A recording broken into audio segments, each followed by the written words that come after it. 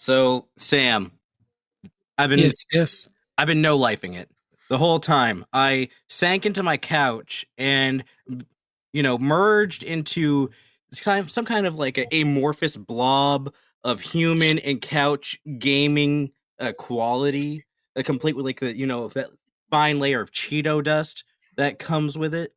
You So you've know, been playing a lot of Baldur's Gate, huh? yes, I've been playing a lot of Baldur's Gate. And I it's understand. fun because like I go over to the goblin camp. I gotta save the druids, man. And what better way to save the druids from goblins than to create a goblin scaled reenactment of Pearl Harbor? You Nice. see, I went to their camp. I stole their 'Tis the season. explosives. I mean, stealing the explosives is not part of the Pearl Harbor reenactment, but As far as planting I them know. all in this little fine area, there's a kind of a craggy cliffside thing for people to climb on that is like an island, very island-esque.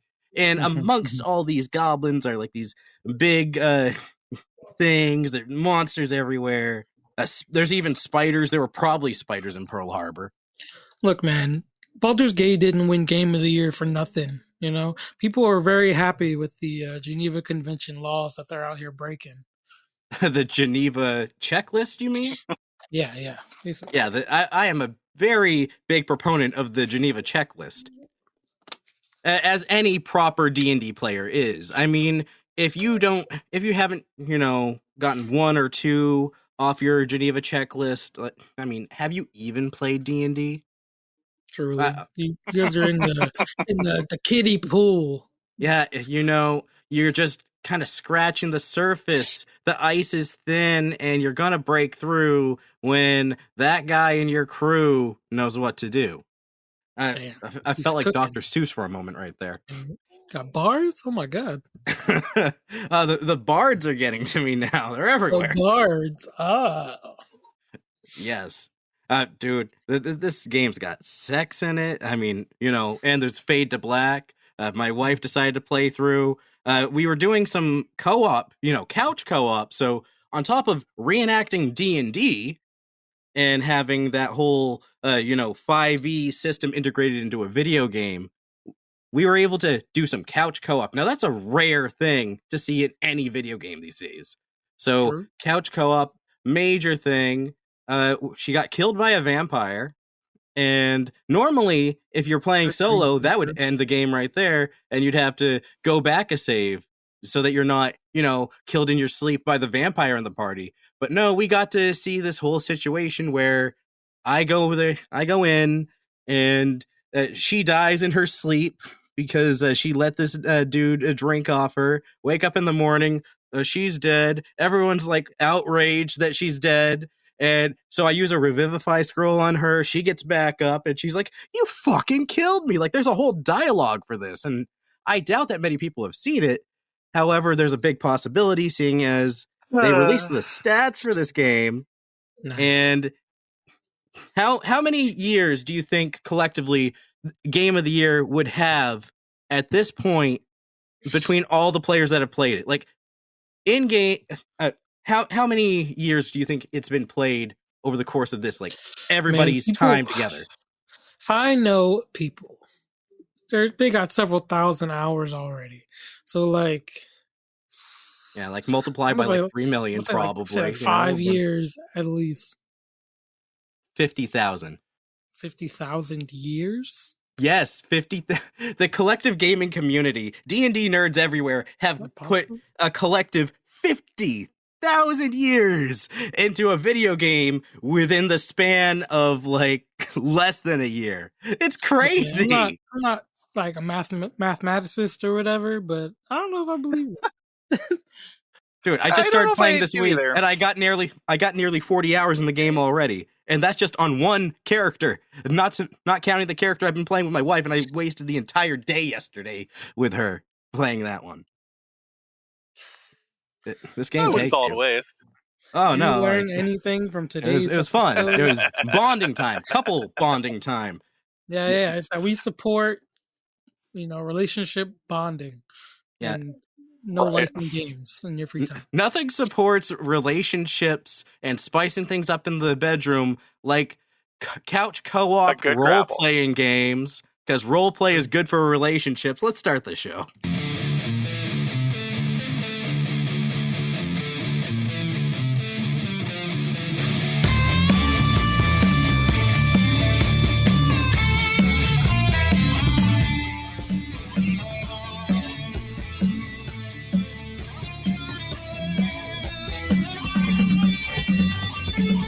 And welcome to Dungeons and Talkshows, the talk show that brings you monsters, goblins, video games, and news. I am your host, Orion. I am your host, Sam. Who I don't know what's going on with this sing-song canter, but The sing-song canter. I mean, yeah. I have like a cadence to your voice, man. Well, you know, I've spent so much time with dealing with children. Child rearing is a long and tedious process. You spend so much time yelling at kids. Get off the counter. Stop beating up your sister. Why are you on top of the fridge? It kind of takes away from the the intimacy that is sitting down next to your wife, your significant other, and just doing something together. Oh yeah. Yeah, just Somebody sitting down. play that soundtrack. Yeah, teamwork. Teamwork is missing from relationships. Baldur's Gate could lower the divorce rate. I might say D&D could save so many relationships. D&D marriage counseling, and I'm not just talking about the marriage counseling simulator. If your DM is willing to allow the bard to fix relationships in game, living the dream. Right. I see.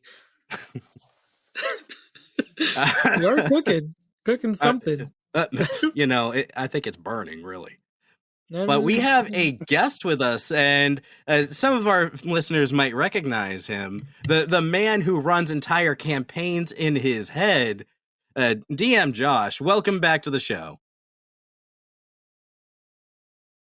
Oh no, did he disappear again? Oh, what a perfect time to to die. Oh no! What a great segue we gave him. Oh God! Yes, he's back. He's back. Yes, we hear you. The technical difficulties ghost got him. It's one of the ghosts of Christmas past. We just had Christmas last weekend. He's got right now. Ugh. It's my luck. It's okay. I get nat ones all the time. It is tough, Well, I'm welcome to roll be those back. D100s more often. Well, glad to have you. I remember our audio editor.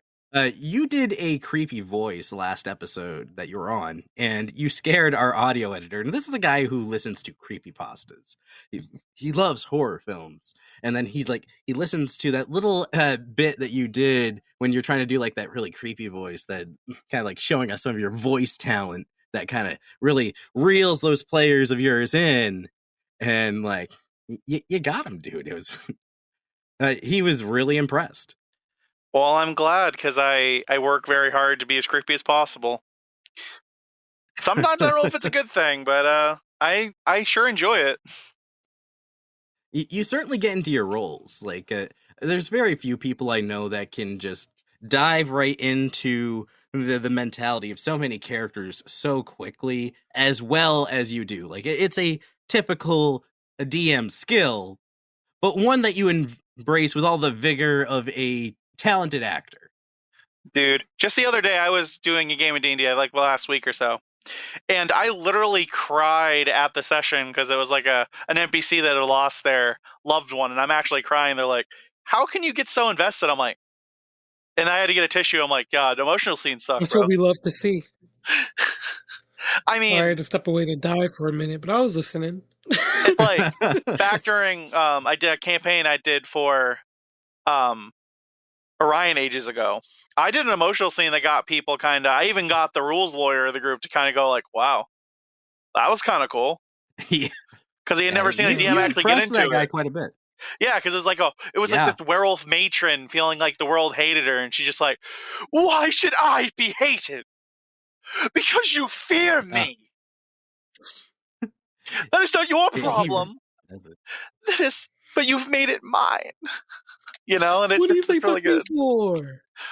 It's really Yeah, good. It's like, he who's the real goes monster here? real Me or hard you? on it. Yeah, Hell yeah. And it's like, it was really good. Everyone was eating it up. it was really good. It's like, I remember role playing this game ages ago. People entered a goblin cave, and a goblin just straight up like, well, guess you're here to kill me now, regardless of what I say, I'm dead. And they're like, what do you mean? He goes, that's what adventurers do. Let my children escape, please. And they're like, oh, okay. I'm feeling called out here. This goblin's got my number. Hey, man, a lot I of players mean, don't think of the shit. monsters, man. In my games, I do a very good job of teaching them that violence isn't always Won't the number one someone way to think of solve the all your goblins? problems. Look, man, I've been watching a lot of Goblin Slayer lately, and if I've learned anything, you leave no survivors. That means the kids too. Oh, in that meta, definitely. In his meta, kill them all. In metas where they actually have like souls, spare some of the children, okay? They're cool sometimes. I mean, the You gonna party leave literally has a them goblin friend named to- Dirthole, and he's a good guy. Look, man, you can leave them alive if you take them with you, and then you gotta like indoctrinate them into normal society. the Free party labor. goblin. Yeah. I will never get over. What are they gonna do? Betray you? You killed their clan. I mean, everyone has their goblin voice, right? Everyone who's ever done a campaign has their goblin voice. I do have my goblin voice. It's a tad like almost Russian, like vaguely in that region. Yeah, because like I had like this really rough thing. This is what I use for Gorko, but it's like Gorko is not really sure what Gorko you was mean a by good one. this, but Gorko will try to find a way to help out.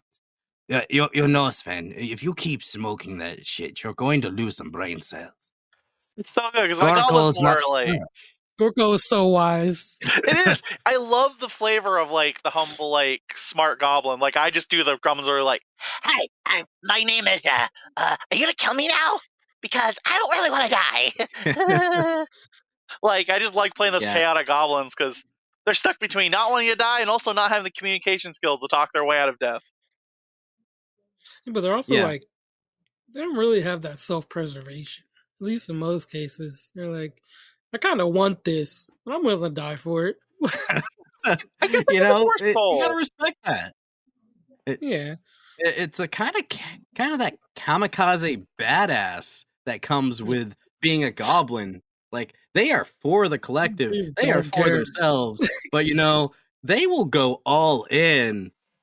And they don't give a fuck, man. Especially if there's like, you know, someone telling them what to do. Bugbear. They're not smart enough to like make plans really themselves. Like maybe sometimes, but you know. Oh yeah, you get them organized. Those little fuckers are dangerous, man. Those are the ones you gotta, you know, take out. Right? Yeah, goblins thinking. Especially in my game, they walk up upon this goblin with 2 axes and they're like, oh, I can kill him. And suddenly he's going toe to toe with a level 15 character, and they're like, what? Yeah. Oh, he's a goblin champion hero, and he has the power of the goblins behind him that worship him. And they're like, oh shit, is he a god? Like he's a demigod. So Demi-goblin. Demi-goblin. Yeah. Demi-goblin.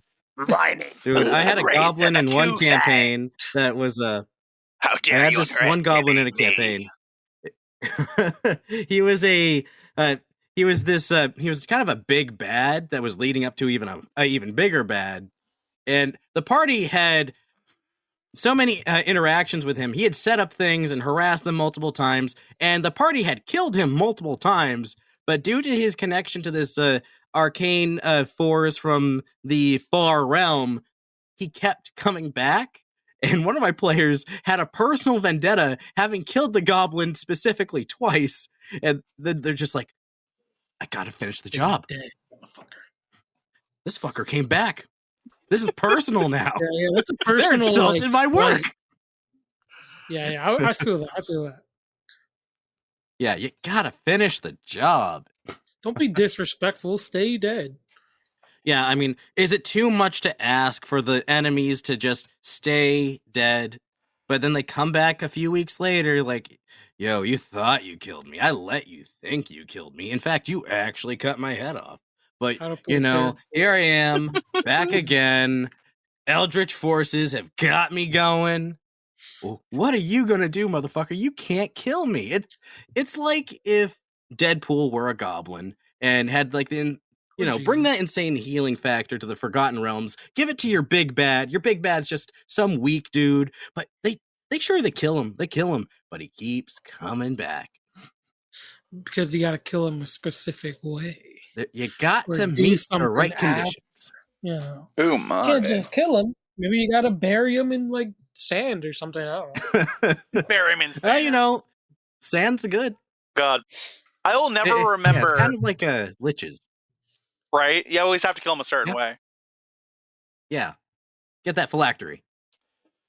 Like I remember the fury of a player group. They were fighting a troll and they hit it with fire and they're like, "Why is the troll still regenerating?" I'm like, "Oh, it's a thunder troll. You need to hit it with water."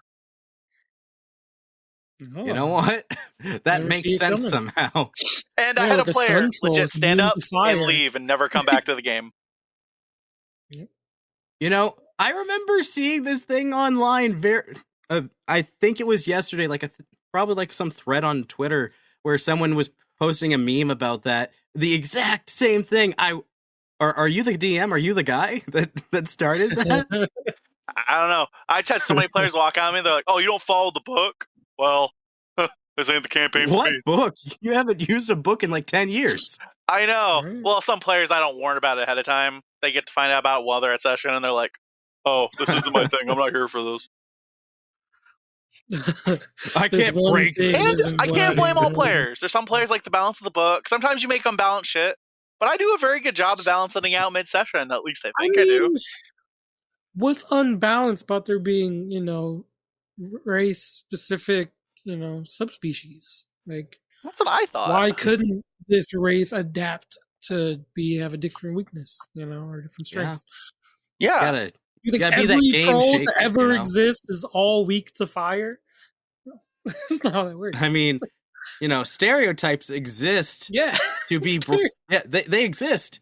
But there are exceptions to every rule, and that's why stereotypes are a double-edged sword. On one hand, you think you know what you're in for when you come across this thing. The stereotype has given you a box. You have this box. You go in with this box.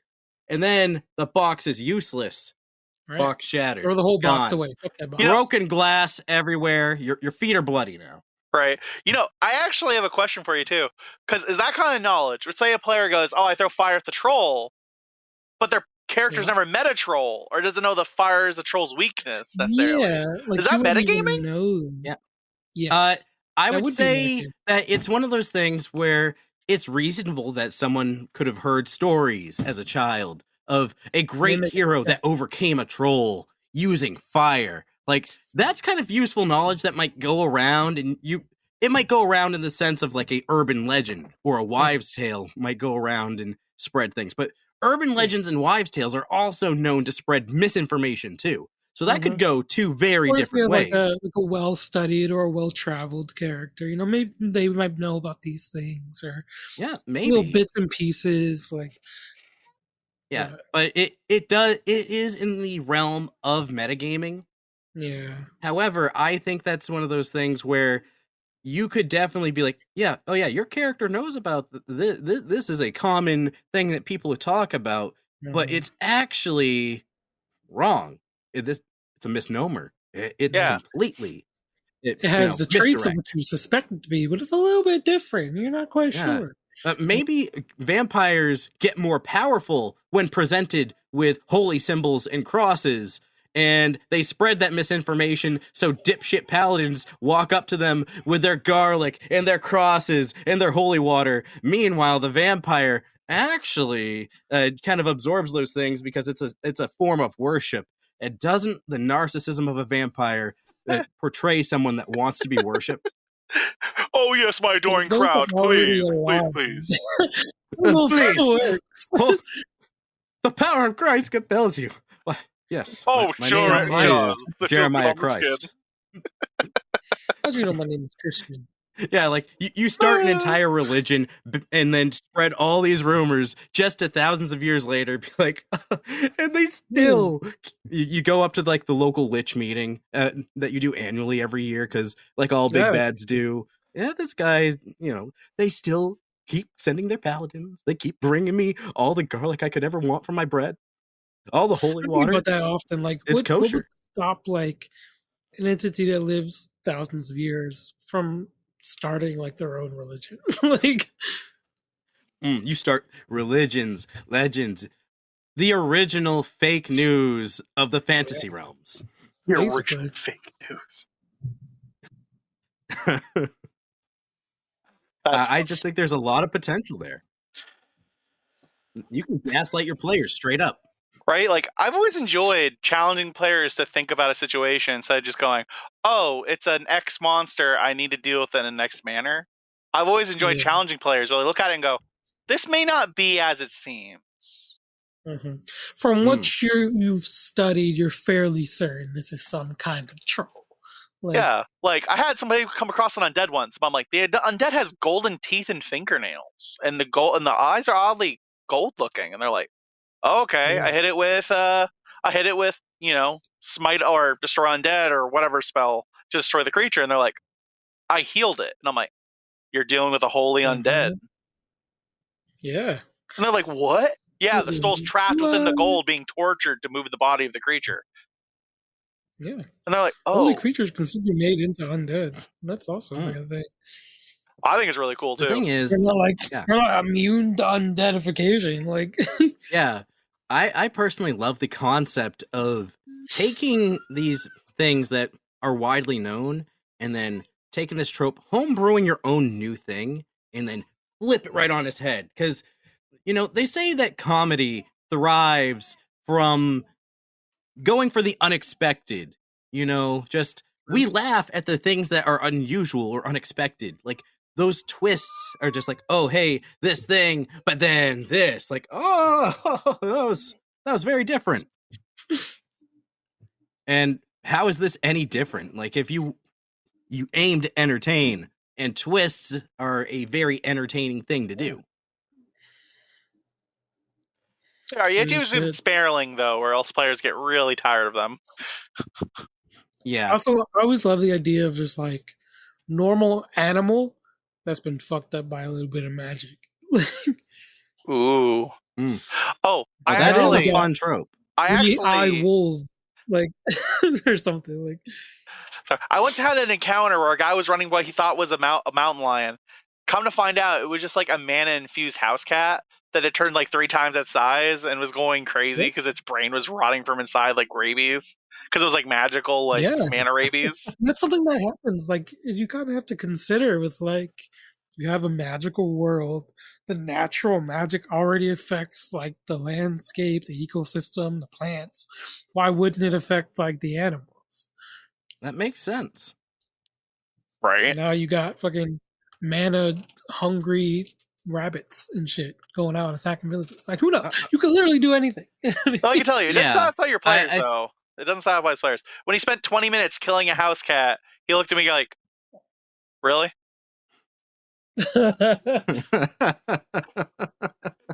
He invaded some old people's houses and used every object in the house to crush this cat. And the old couple's upstairs going, honey, do you need something? He goes, dude, I just threw everything and the kitchen sink at a monster. Go back to bed, Lorraine. Okay, dear. You're welcome. Get home safe. He's like, yeah, I will. Wake up one day, your dog starts speaking. Like, I don't know. Yeah. That's not normal, Bob. Really fun. Yeah. I mean, how could you not? Eldritch Fever. World with like already magical creatures, like then you get to think about like what happens when a normal animal eats something magical, right? Like, fucking twist that shit up. I mean, think that's it's really kind cool. of half the premise of One Piece with our running of that campaign. One One of our Piece! players eats a devil fruit that turns him into a horseman. And this is in That's true. D&D. This is the equivalent of having like horse lycanthropy, a were horse, if you will. Oh, Which so is the soap person wild. like wear soap. Where quiz? Oh. Nay. Fortunately for him, he's a flying race that has like this whole fire ability. So it's really more of a where hell Pegasus type situation. Wait, are you one of those flaming people that like don't like the god people or whatever? Is that like the legit race from the show? Yeah. Yeah, okay. Yeah, Lunarian. So Yeah. This big old dude. Not to spoil What anyone was watching One that? Piece, but I'm like in the most current arc of One Piece. So you know about Lunarians, and yeah, he is a Lunarian. So one of those with a horse devil fruit. That's terrifying. Sam is popping in and out. I was about to ask I what find the it nice hilarious. jingle was. Not sure. Yeah, what that's happened. for the Libsyn. Like he'll keep popping in and out if something's going wrong on his end. But Hey, I Weird. mean, it's close Hello? up to Christmas. I appreciate a jingle. you know, we do have the jingles. Jingle bob, jingle bob. Where did Sam go? Can you hear me? I hear you now. Okay, cool. Dude, the holiday season was a great time to bust out your How ye was old everyone's dreidel as a D4. holidays? You know, Welcome back to it was Dungeons a and Talkshows. This fantastic is our season. our episode after Christmas, before New Year's. yeah, we were going to do an episode last week. I was going to have the wife on, but then just the holidays got the better of all of us, and Yeah. you know, it was really bold of us to think that we would have the time with the hecticness that comes with that time of year. You know, there's always something tried. going on. Unfortunately, it Too seems like much. that nowadays. Dude, every year I get a little bit older, a little bit more jaded, and I'm just like, please, can we just not do a holiday? Can I just, just take a nap? Just go to bed? You're not even that old My family either. I'm barely older than you. celebrates holidays as it is. I'm 29. I'm just like, guys, I just want to go to sleep. I don't want holidays. I I'll be don't want the Halloween, the Christmas, the Easter. The kids can have that stuff. I'm done. Bye, Sam. Hello, Sam. Why is Sam continuing to be kicked out? I don't That's think so Sam likes weird. us anymore. I think he's trying to escape. Nah. Clearly, the Libsyn, Sam. I don't want to make any aspersions here, but I think the Libsyn might be racist. I didn't do it. That's Yep. okay. We love I'm you, sorry. Sam. Oh, thanks. Hey, I think your voice rocks, bro. Oh, thanks, man. I think your voice works. Thanks. Sam's really been working on it. The this last past year. person I comment on the voice of, they're like, "Yo, you gay?" And I'm like, "No." He's like, yeah. What about it? I just looked at a man in public and I'm like, "You have a nice voice," and he's like, "I'm not into dudes," and I'm like, "Me either." Me either, bro. Hey, The thing is, I always learned as a kid, and I learned up in this age, and everyone can learn this. Everyone likes a compliment. Yeah. I mean, I always say the same thing. Compliment everybody. Dude, I'm in downtown, I'm in downtown of my city or whatever. I see this old man with a nice beard. I go, "Yo, nice beard." And he goes, "You want to touch it?" And I'm like, "Hell yeah." Hell Fuck yeah. yeah, I'll touch it. I touched that Give me freaking that beard, beard. bro. I fondled that Ooh. beard, and that made that old man so freaking happy. And that sounds so wrong saying it so enthusiastically, but Dude, that would whatever. make dwarves happy. You walk up to a dwarf and say that, they're like, "Yo, dude, You want to touch my beard? Hell yeah, brother! Let's go!" Look, men already Bring don't her get in compliments there. enough as it is. If we can't compliment us, who can? Dude, seriously, Yeah, men need more compliments, bro. People are just not used to it. Yeah. I can't live on 5 compliments a year. I can't go back." Hey. And then you find that one person that gives you compliments, and they give you multiple, and it's like, "Oh, slow down. Hey, if Orion. you spend all my compliments in Some one kind place, of I won't trick. make it to the end." Hey, Ryan. Holy. Must be Yes. coming to my fucking You're due beautiful. date. Fuck yeah, I'm beautiful. Every single word. Copyright strike. Dude, that reminds me of the meme I posted to the Twitter this week, where it's just like that Bart meme. Say the line, DM. You make your way to, and then all the players making my way downtown. It's like, as a DM, if you haven't heard that, you're lucky. You're a blessed soul, but your time's running out. It's going to happen. Oh, it's coming for you. It's coming. It comes for everybody. Eventually, No, just like and you make Nickelback your said. way, and then just that one player, they get that started, and it comes right, and then the whole table sinks right up. Making my way downtown, Those moments walking are fast. what we live for. Or you get called out for having possibly a foot fetish, and I realize how much feet were mentioned in the last session. What? Have you tried switching to metric? Oh, I see. Oh my god! I have my Baldur's Gate stuff set to metric. I know that you can have feet, but you know I'm not all that into feet. You know that's some imperialist shit. To be fair, a devil was like, "Hey, I'll trust you if you lick my toes." I did not expect that player to go, "Okay, give me them piggies." Hey yo, give me them piggies. The hot devil Hey, prince yo. lifted his feet forward and he went, "I will do this for you if you suck on each and every one of my toes."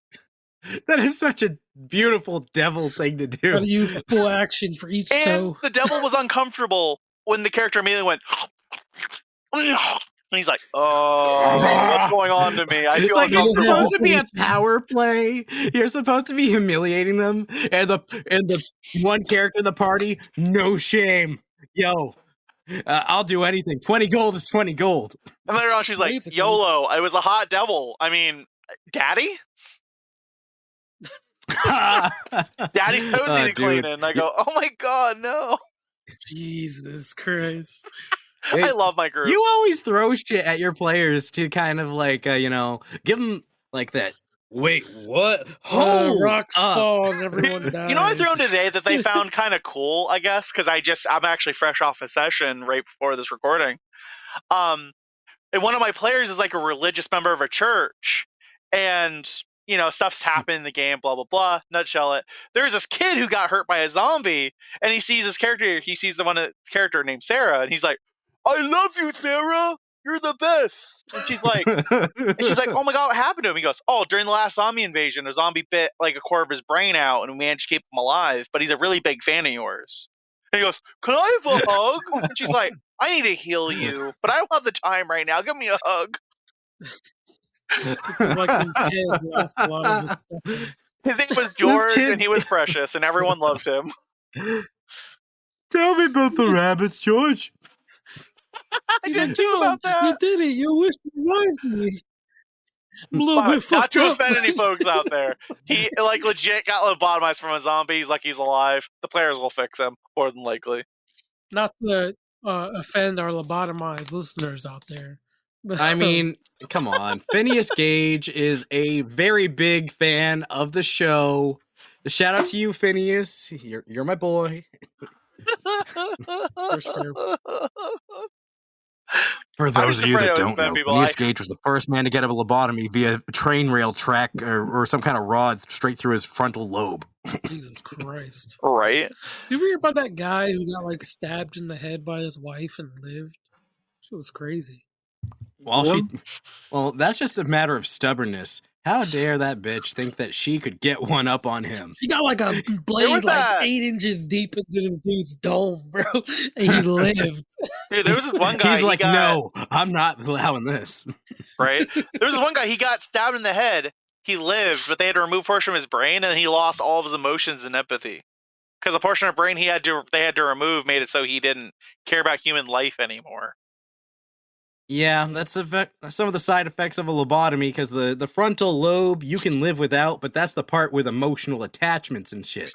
Yeah, because they literally asked him, like, I was watching a thing on, like, you know, the smart channels, and they used to actually be good, not terrible. They're like, hey, so how you feel about people? And in an old recording, he's like, if my wife died, it wouldn't bother me. I'm like, oh, Yeah, you know, well, it that's is. dramatic. I don't know. Like there's like a 50% divorce rate. I'm sure there's a lot of guys out there that have a very similar no. sentiment. Hey, we're here to nerd it up. You ever played Dragon Age? Yes, a little bit of Inquisition.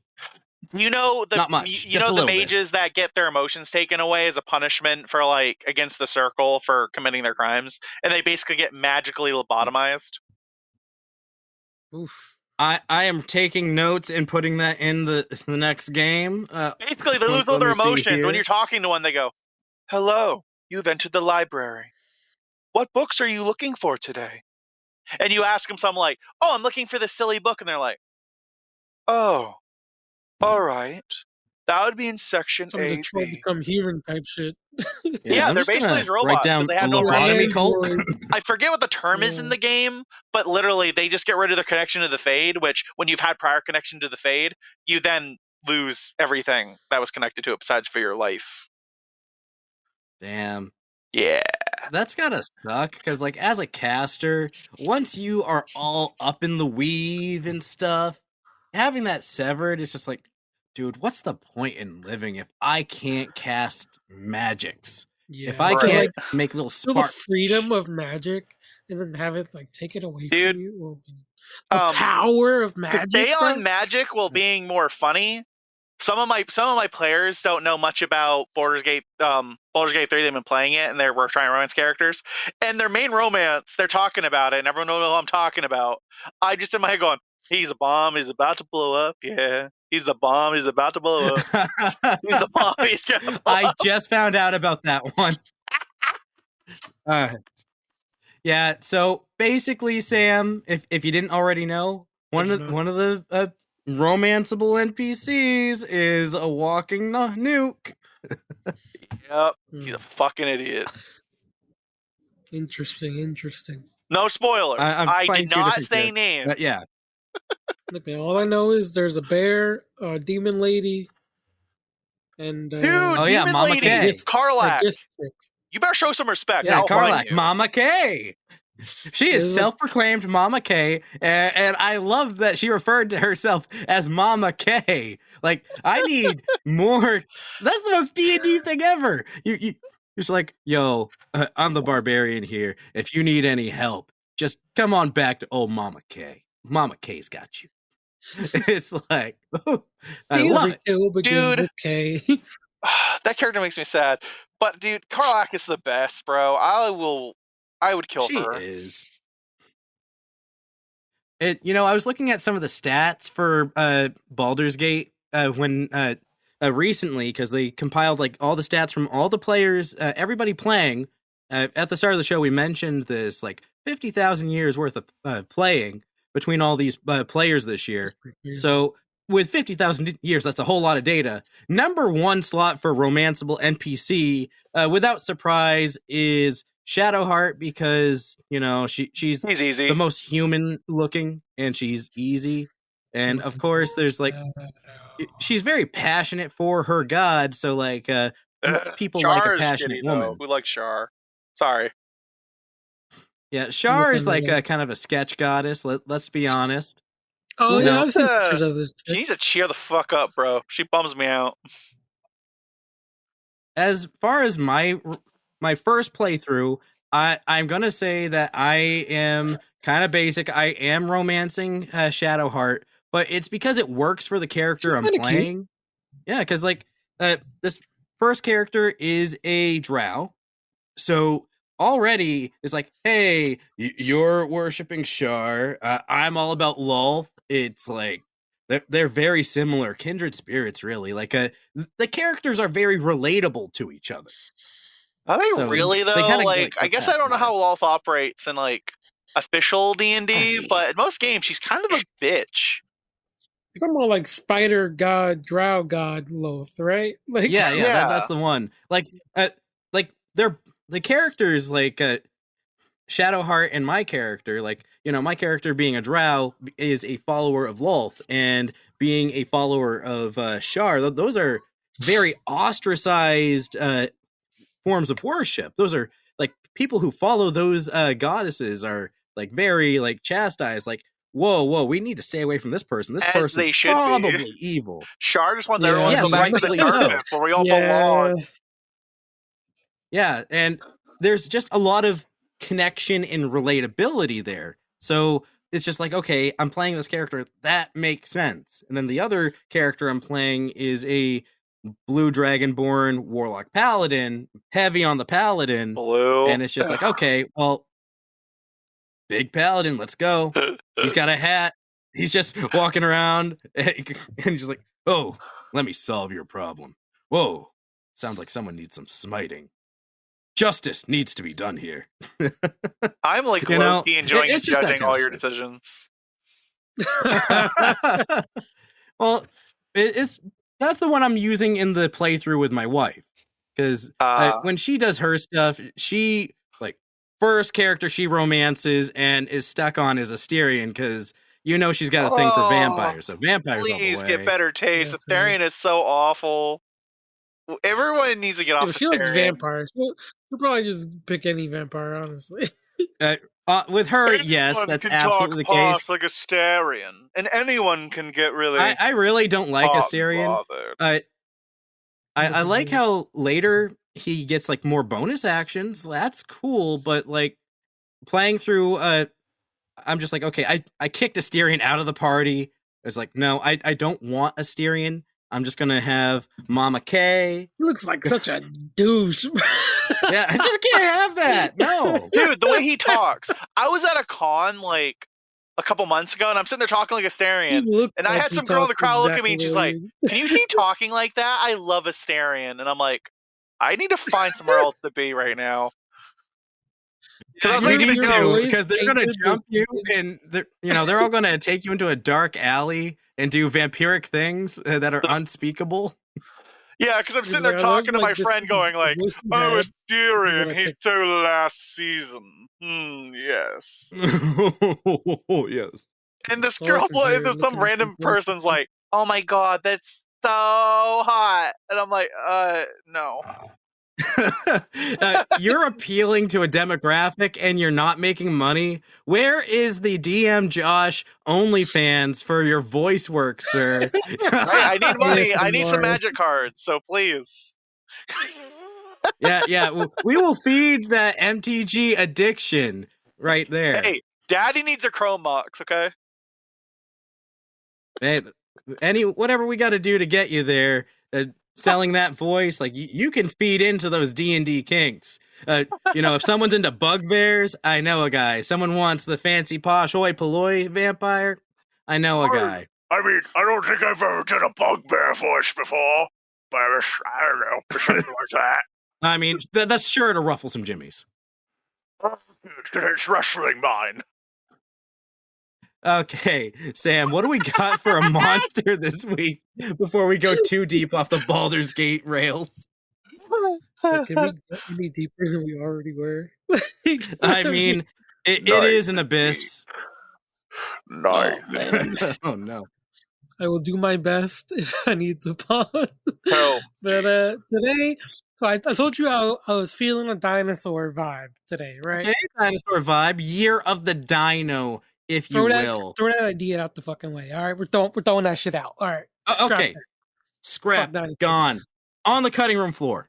So basically, right, what I got for today is called a Catobli Pass. This sounds very French. These things. Whatever the fuck they are. And it sounds like Josh knows what this, because I don't. I'm confused. Freaking annoying. So basically, you take a buffalo, a dinosaur, a warthog, and a hippo, and you fucking slash them together. You know what I mean? Okay, this is an amalgamation, dude. It's sorry. Please tell us. So they're annoying. They should be higher rated than they are in most games. They just kill people. Please continue. Yeah. So they had the large body of a buffalo, right? Everyone kind of knows what buffalo looks like. Think like a cow, but beefed out, right? Yeah, Buffalo to Or like bull. a beefed out cow. buffed up bull, you know. Yeah, So basically, they sat atop these squat little legs that kind of had like the rhino, hippo feel. yeah, They kind were of. short and Okay. stumpy. They had a head that resembled a warthog, which sat atop an elongated neck that seemed ill-suited for actual support, because it is. Perhaps the most terrifying feature of these So they're like the beasts bumblebees of were the dinosaur world. bumblebees. Yeah, I mean, Yeah, I like, guess the kind wings of. too small to fly. Yeah, their neck Too isn't small to strong enough to support. support their big ass heads. And what's also weird about the neck is that thing long. Okay, they got these long neck The boys. thing long. You ever seen what was that creepypasta creature? Long, long pig, long bear. Well, I can't I remember. don't know. I don't do the Oh my god, I'm creepypastas. drawing a blank. But they're basically that. It's a buffalo warthog thing with a long neck and a head that shouldn't exist on it. Okay. So the most terrifying feature of these beasts were their large and deadly bloodshot eyes. They also right. stood about 6 feet, 1.8 meters at the shoulder. So they possessed a scent that reeked of death and famine, not dissimilar to the swamp gas that filled their That's favorite so body. gross. The scent was reminiscent of a skunk stench mixed with foul bog vapors. Disgusting. Yeah. Yeah, a smell only Mom So- can love. So first things first, I found a little bit of some real life mythology for these guys. Oh, Yeah. there's actual mythology for this. They're actually, yeah. Hopefully, So it's a this better sounds reason than the whole month class. brainchild of like some kind of drugged Yeah. out DM.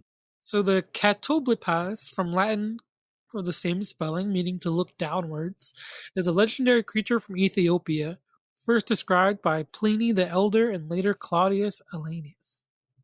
Ooh, So, and I have both accounts from these men. What so timeline did you say Pliny they're from stated, again? this is like a real world lore. like 1700s, I could so I could jump 1800s. into a time machine and end them before this creature is ever made into D&D. Yeah, probably. Oh, cool. I Okay, mean, continue. talking about like, descriptions that allegedly say these things existed, date back to like the 1800s. Oh, that's crazy. Good to know. Right. No reason Yeah. though. So Pliny described these creatures as mid-sized, sluggish, with a heavy head and face always turned towards the ground. He thought the gaze was like that of a basilisk, was lethal, making the heaviness of its head quite fortunate. Right? Claudius stated that provided a fuller description, the creature was a mid-sized herbivore about the size of a domestic bull, with a heavy mane, narrow, bloodshot eyes, a scaly back, and shaggy eyebrows. The head was so heavy that the beast could only look down. In his description, That the makes animal's sense. gaze was not lethal, but its breath was poisoned since it ate only poisonous vegetation. And apparently, check this out. This creature is described in some of the notebooks of Leonardo da Vinci. Really? Wow. Yeah, really. And I got the passage here. So, Mr. Da Vinci What? states Da it is Vinci was found- writing about this thing? Look, man, there is Lord. I fucking told you. I was doing some research into dinosaurs. And I was like, oh, they're all pretty basic. Damn. And then I was like, what the hell is this? There's a reason Don't you're a ever resident call lore master on the Nerd Triceratops Militia. basic. I will fight you. Oh, man. I love dinosaurs, but they need some spice. Dude, I guess Tyrannosaurus Rex is the best dinosaur ever. He was a giant overgrown chicken, and I'll fight you. He's not basic. Or she. Have Or you they. heard? We wait, do hold on. not judge. Have you heard the sounds that they think they sounded like the No, I didn't even know this It's existed. horrifying, bro. It's horrifying. Up a chicken a lot, and there you go. Yeah, take like a parrot that watched horror movies for 10 years and then like stick it in like a dark forest. That is terrifying. Yeah, it's awful. Cuz it kind of like you can hear like the bird calls and it's kind of like mimicking sound. It's weird. Yeah. Dude, you ever know think those ravens creepy can do birds that that? can I like feel mimic that'd be people? very- Imagine yeah. T-Rex doing that. That'd be terrifying. Oh God. I mean, they say that birds are supposed to be related to dinosaurs, so that has some potential. The I concept that mean, you could have your players running through a forest and not all really they hear believe. The are bones are 1-for-1. Yeah. yeah, so I'm thinking like you put your players through a forest and you got these birds shouting out all these horrified screeches and screams of people that I they love are just mimicking. I love that. So, yeah. So Da Vinci says it is found in Ethiopia near the source of the Nigri Capo. It is not a very large animal. It is sluggish in all its parts, and its head is so large that it carries it with difficulty, in such wise that it always droops towards the ground. Otherwise, it would be a great pest to man, for any one whom it fixes its eyes dies immediately. Wow. Yeah. Immediate death. Or Immediate a death, 16 will save. according to legend. Yeah. According DC to the 16. legend of these two people, a few other voices that didn't really have anything notable to say, and Da Vinci. You know, that's a pretty reputable source. That I really mean, caught me off guard. I was like, holy Oh, I shit. do say that I have spoken about this monster. I don't know if that's what you sound like, but there you go. Oh, man. He was you have Italian, right? authority. He was Italian, right? Yeah. Something Yeah, like yeah. that. Yeah, probably. Yeah, I was that's an probably Italian what a painter. dyslexic Italian sounds like. I was named after Ninja Oh. Turtle. I mean, it was named after me.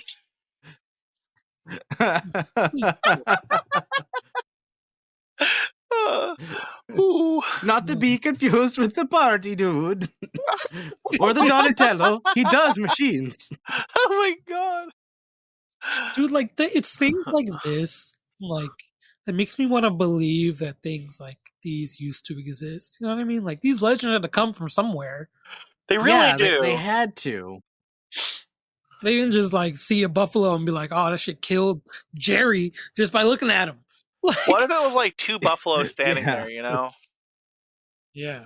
Like, Yeah, like some kind of death glare, maybe? Or maybe he just like that stink has like a high level Yeah, of like like, some toxic I mean, I don't know. fumes, and then People like he back dies then, from breathing that in. they might have just, I mean, they're kind of fragile, right? So, like, Dude, I if mean, these animals things are walk into a living in bog. swamps and marshes, like, They're pretty yeah, I stanky. can Yeah, see it. Crazy. Pretty I could stanky. see like an old like This animal is the Italian bog. town or whatever. They're just chilling one day, and this fucking like swamp laden buffalo walks in, all gross, Dude. leading disease and shit behind it. I can see it. Okay, so first off, your character, if you're fighting this, I'm assuming that there is like you have to make saves against the stench and Yeah. possible diseases that you can catch just by fighting it. Yeah. Basically, and I do have a little bit about their abilities later, but yeah, pretty much. They are annoying. Okay. I will just say that. I hate them. There's not many monsters to say I hate them. I do hate them. These are a surprise that I've never Wow. heard of these. Well, the thing is, I see them all the time because a lot of DMs will put them in because they're a challenge. They're challenge rating 5 and 3.5, and they should not be Yeah. because they end up killing most parties they go up against. That's true. It's dumb. CR is very unreliable. So It it's is. just like DMs go, Yeah, "Oh, even when no." I was looking for like a stat block, I saw a few that were CR12, most are CR5. Like the Forgotten Realms wiki states them as a CR5. So, Right, and depending on your system kinda you're in, funny. that's more significant than others. yeah. Because in like 3.5, it's saying that's a party of level 4 or 5 players can fight that thing. Yeah. No, like maybe half if people they're die. smart, maybe if they're tactical. Half the time you don't even know what it is. It's like us; they don't know what it is. They walk into a swamp, say a thing, and they're like, "Oh, I'm gonna fight that. Oh, it's stinky. Oh, we're dying. Okay." Oh, it's stinky. We're dying. Whoa! Somebody dies because of It stink. You smells vomit. bad. I'm Hey, dead. Yeah. the first time I ever met one, I crit failed to its stink, and my guy's vomiting while also being death sprayed. I mean, to be fair, how easy is it to fight this weird death pig when the stench has you crying, you're vomiting, you're just like you're reeling from the scent. Fucking and, eyes like, are burning. You're like, Yeah, it's just fucking that awful. SpongeBob fish goon. My eyes. It breathes in your direction. You get fucking tear gassed. Like, Yeah, dude, this is walking tear gas and then some. Like, yeah, but I don't speaking think of tear gas the, makes you vomit. You know, this is damn. This thing violates the Geneva Convention, probably. it's a fucking Yeah, I mean, the at Geneva his checklist. at his challenge rating, yeah, he does. All right, but yeah, we're getting into the Forgotten Realms lore here. These monstrous creatures possess animalistic intelligence, spending most of their time wandering around swampy domains to graze on grass, weed, and occasional carrion, or freely slain adventurer. Whenever the full moon shone, they ventured out further to hunt for meat. Okay, they're omnivorous, so that's a start. Probably opportunistic, yeah. Yeah, I would imagine like if you get it down to like maybe around a quarter to a third of its health, it might just say fuck it and leave, because Yeah, animalistic intelligence typically means that it'll leave around that point. Now, yeah. to say that it's a It'll start gauging CR5, its, that that might just simply mean that a party of 5 should be able to get it down to a reasonable amount of health for it to say, I'm out. It's Yeah. not worth this shit. Right. Oh, alternatively, you could go, the other way around and say it goes into like a rage. You have Now a it's making DM dumb that doesn't decisions. think monsters run away. Yeah, yeah. Oh yeah, those are very dangerous DMs, because like if everything fights to the death, then that kind of raises the CR of what you're dealing with. It does. If you Yeah. really think about it, because like some monsters are the CR they are because they're designed to run away at some point. I mean, definitely like noticing like with the animal intelligence on a monstrosity like this, you could play around with it a little. Yeah, like it operates the same as a wild animal does. Okay, Exactly. so yeah, they're opportunistic. They probably don't want to deal with fighting a pack. So Yeah. they might fight like 1 or 2 Especially adventurers, if maybe they're even 3. sluggish, a little bit of kind of slow moving, then they'll probably be like, it's not worth it. Or if it's like, oh, I see 2 people, I could It's like, take them. yeah, like these things are going to be sizing up a situation. Yeah. So it stands to reason that if a party would encounter this, the most encounters would be relatively peaceful if they were able to scare it Right. off, or like startle it so that it leaves, Mhm. or maybe it might get a little bit aggressive Make for a little yourself bit. big. Yeah, make yourself big. Yeah. This could be one of those situations where if a party of adventurers is going after this, then they would be actively hunting it. And if you're Mhm. actively hunting something, you should at least have a decent amount of information to go along And with that's that. the thing with these, because apparently they were very rarely encountered in the wild. While they roamed in swamps and marshes, their continued presence in the area cultivated beneficial disease causing flora to wither away and die.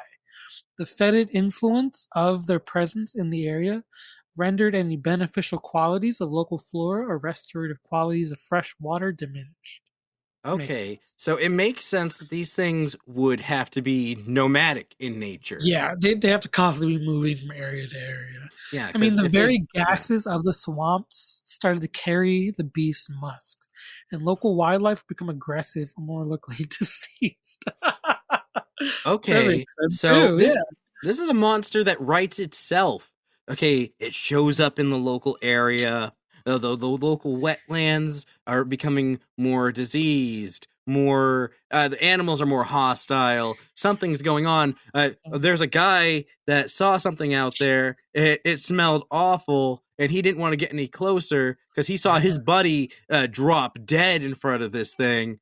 Uh, and so he just booked it out of there. Your village We need is some reporting. adventurers to go out there and get rid of this thing, because our harvest in this area is getting completely demolished. Yeah, and just them being around, it would slowly spread into like nearby villages.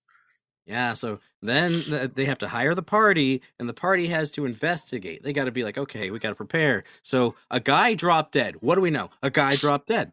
That other guy ran away. It It smells stinks. bad. These are God some damn, very this town stink. so you can track it by scent. That's a lot of information right there. You Yep. know that a guy, it was able to kill a guy without touching it. That's information right there. So already the party is, they have to kind of come up with a strategy. They're like thinking about how to deal with this. This isn't a simple, we go in, we smack it, it dies, good to go. I think where the CR5 comes in is that it is a monster that, when used properly, would work for that level of party. Yeah. But then again, CR is not the most reliable, but it's an approximation. Yeah. So here it says, even though they liked being submerged in the putrid muck, they layered in sheltered areas with firm ground surrounded by thick reeds or other boggy vegetation. The beasts never guarded their lairs, as they were often the most deadly creatures in the vicinity. Coin, gems, and other valuables often ended up scattered around their lairs, not because they valued those items, but because they were left by defeated adventurers and were paid no mind by these creatures. I even have a little quote here talking about these. I stared for a moment, then realization came crashing down. These were catiblas. These are cannibals. Catobles. Creatures that could normally kill with a glance. Here they were, rolling about in the mud like domestic pigs, showing puppyish affection to a woman whom they would normally kill instantly and mercilessly. I made some incoherent noises and finally choked out the words of astonishment. All of this to tell you that these were domesticated fairly frequently, sometimes. Well, if you got the animal handling, that might just be an option. Yep. These creatures could be pacified by feeding them Endella ferns, rendering them significantly less dangerous. Humanoids that sought to domesticate them could slowly approach the beasts, harness them, and lead them away from the swamps. Keeping them happy was the main tool of domestication, as happy catiblas were cooperative. And keeping them happy meant providing a constant supply of food. Domesticated catiblas consumed wagon loads of straw, oats, pigs, catfish, and mangers of mice and snakes. Okay, so I could imagine, maybe as a plot, a grove of druids trying to keep and attend these things. And, they were all doing their thing, and then somebody came in and they killed the druids. And when the druids were killed, these things were released. And these things are a bigger blight than the bandits that killed the fucking druids in the first place. So true. How do they handle the stank, though? How do they handle the stank? You can't tame that stank. So domesticated catiblas were as easy to train as regular oxen, but were less loyal than horses or dogs. Unlike the latter, showed no interest in games. If not happy or left unsupervised, they left their trainers and moved back to their homeland in the wet wilderness. Their omnivorous, scavenging nature often led the herd to consume sickly or dying members, and they would easily do the same to their humanoid masters given the opportunity. They're like cats. It's like my house cat. Basically. Love you, Cricket. So they were vulnerable to the animal friendship spell cast by experienced druids, like you said. When these monstrosities fell under such magical charm, they remained friendly towards the caster unless forced to be sword fodder. You know what? I bet the druids could wash these things. Like, maybe if you just give it a regular bath, it doesn't smell so bad. And I did do a little bit of research into like what they could be used for other than like a beast of burden. Apparently, people would make a flavorful death cheese. Death cheese? Yeah. It was sold by Aurora's Whole Realms catalog, gathered by blind monks. Dude, I want death mac and cheese, bro. I want death mac and cheese. Dude. Death cheese? God, death cheese by the blind monks? Yeah. Bro, I feel I'm like on being board. blind and smelling this twice as bad. Get me some death bacon and get me some death fucking Canadian bacon, and I'm on board. So I got a little bit of lore here. Can you eat them? Okay. I would assume so. The meat probably smells bad, but actually, you know what? Maybe not necessarily the meat, because would a skunk really taste that bad? Oh, you know what it makes me think of? You know those sharks they eat in Iceland or whatever, where they're like they have to ferment them for 40 days or else they're toxic to eat, and it tastes like you're eating like chemicals, but they eat it for some reason. I remember watching a special on it. That's So it strange. says, surprisingly enough, all Catalyst products were nutritious and delicious, including raw milk and meat. The milk was Oh, as thick okay. as treacle. I don't know what treacle is. The color of cranberries and smelled of baked ham. Ew. Death cheese was also used to brew death cheese wine, Death cheese especially wine. strong alcoholic concoction found in the seedy You're areas. drinking cheese wine, bro? Yeah, bro. Apparently, it's common in Neverwinter. Okay, so that would be why the druids are doing this. They take care of these animals. It produces all their valuable. Like, this is why a network of thieves come in to steal the death cheese wine. They're stealing all this high And also value take product. AI butter.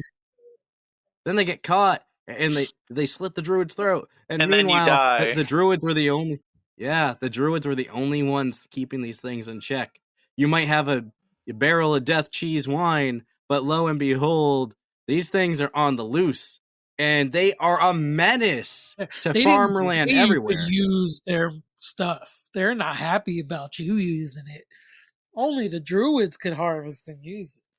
Dude, isn't it terrible I have a bias against these things? So I'm hearing how useful they are, and I still have my brain go, I want to abolish them from existence because I despise them for killing my first character. Welcome to Stank Town. Like, oh, you're vomiting and you're dead. And I'm like, thanks, DM, appreciate it. I just picture this cheese being kind of like a durian, you know, like No, durian's actually good. I Don't insult durian. Durian's actually good. don't I they like smell cheese. horrible? Or Yeah, that's but they something taste else? better than that. They taste a lot better. Okay. At least from what I hear. They taste a lot better than they smell. So they were very Okay. popular subjects of stories and legends due to their fearsome and dangerous nature. Their silhouettes used in heraldry to symbolize death or doom. It was believed that the first Catoblasts were created by Netherese Archmage, though others claim that these monstrosities were created by gods of rot and pestilence, as symbols of their divine influence. Locals considered it to be an ill omen when one of these creatures established a lair nearby, though these claims of misfortune were just superstitions. Other tales said that the individuals of the impure heart could tame some of these. These stories were spawned by the facts that warlocks, death knights, and even hags were known to domesticate the beasts and use them as mounts. Some legends also claim the hags raised these creatures like cattle and fed on them. I can imagine a hag running one of these. Yeah. Like, hags like bogs. They like death and decay. And these things bring all of that. But all you got to do is, like, if you domesticate them, feed them everything they need, take good care of them, they are top of the line livestock, you know? Yeah, honestly, I mean, it definitely seems worth it. And like going over their stats really quick, strong. You got a strength of 19, dexterity of 12, constitution of 21, intelligence of 3, they're dumb, wisdom of 14, and charisma of 8. Oh, okay, so they're kind of cute. The wisdom of 14 tells us a lot about them because although they have a low animalistic intelligence, the 14 is like, okay, that's a +2. This is something that can discern whether or not it wants to stay in a fight or get the fuck out. Which kind of reinforces like keeping them happy is important. They're smart enough to be able to be like, I'm unhappy here, I'm leaving. Right? Because like, or these weirdos milking me are cool and they're feeding me, so I'm going to continue to let them milk me. Yeah. Like, I'm just chilling, man. I get free food just for them to pull my nips a little bit. Jeez. By the way, did I hear their freaking milk was red? Yes, like cranberry.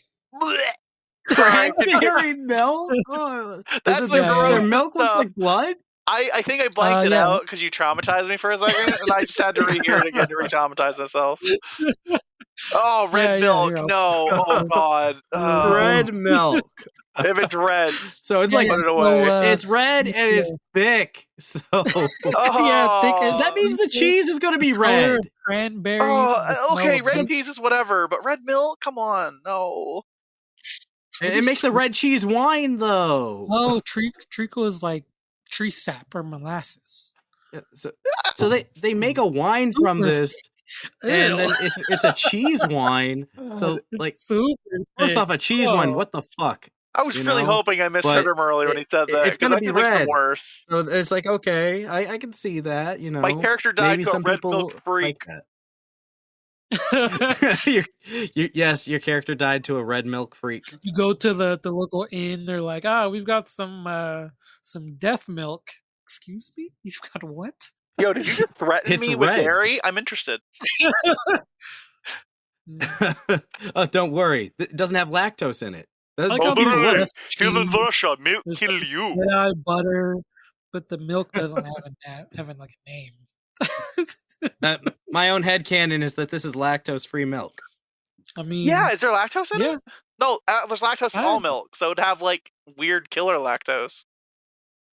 The lactose would make it I mean, if we looked at real life, I mean, humans have only been able to actually have lactose for like the last maybe 200 years without just instantly keeling over from drinking milk. So, yeah, it's kind of a new thing. I would imagine that red milk, this would probably have different enzymes in it than a normal milk, because this species is already weird as fuck. Imagine the fart. My headcanon. Yeah. My headcanon is you either have worse lactose than normal or no lactose at all. Dude, you know they have red velvet chocolate milk? Oh my god. Nani? Sorry, I got distracted looking up red milk.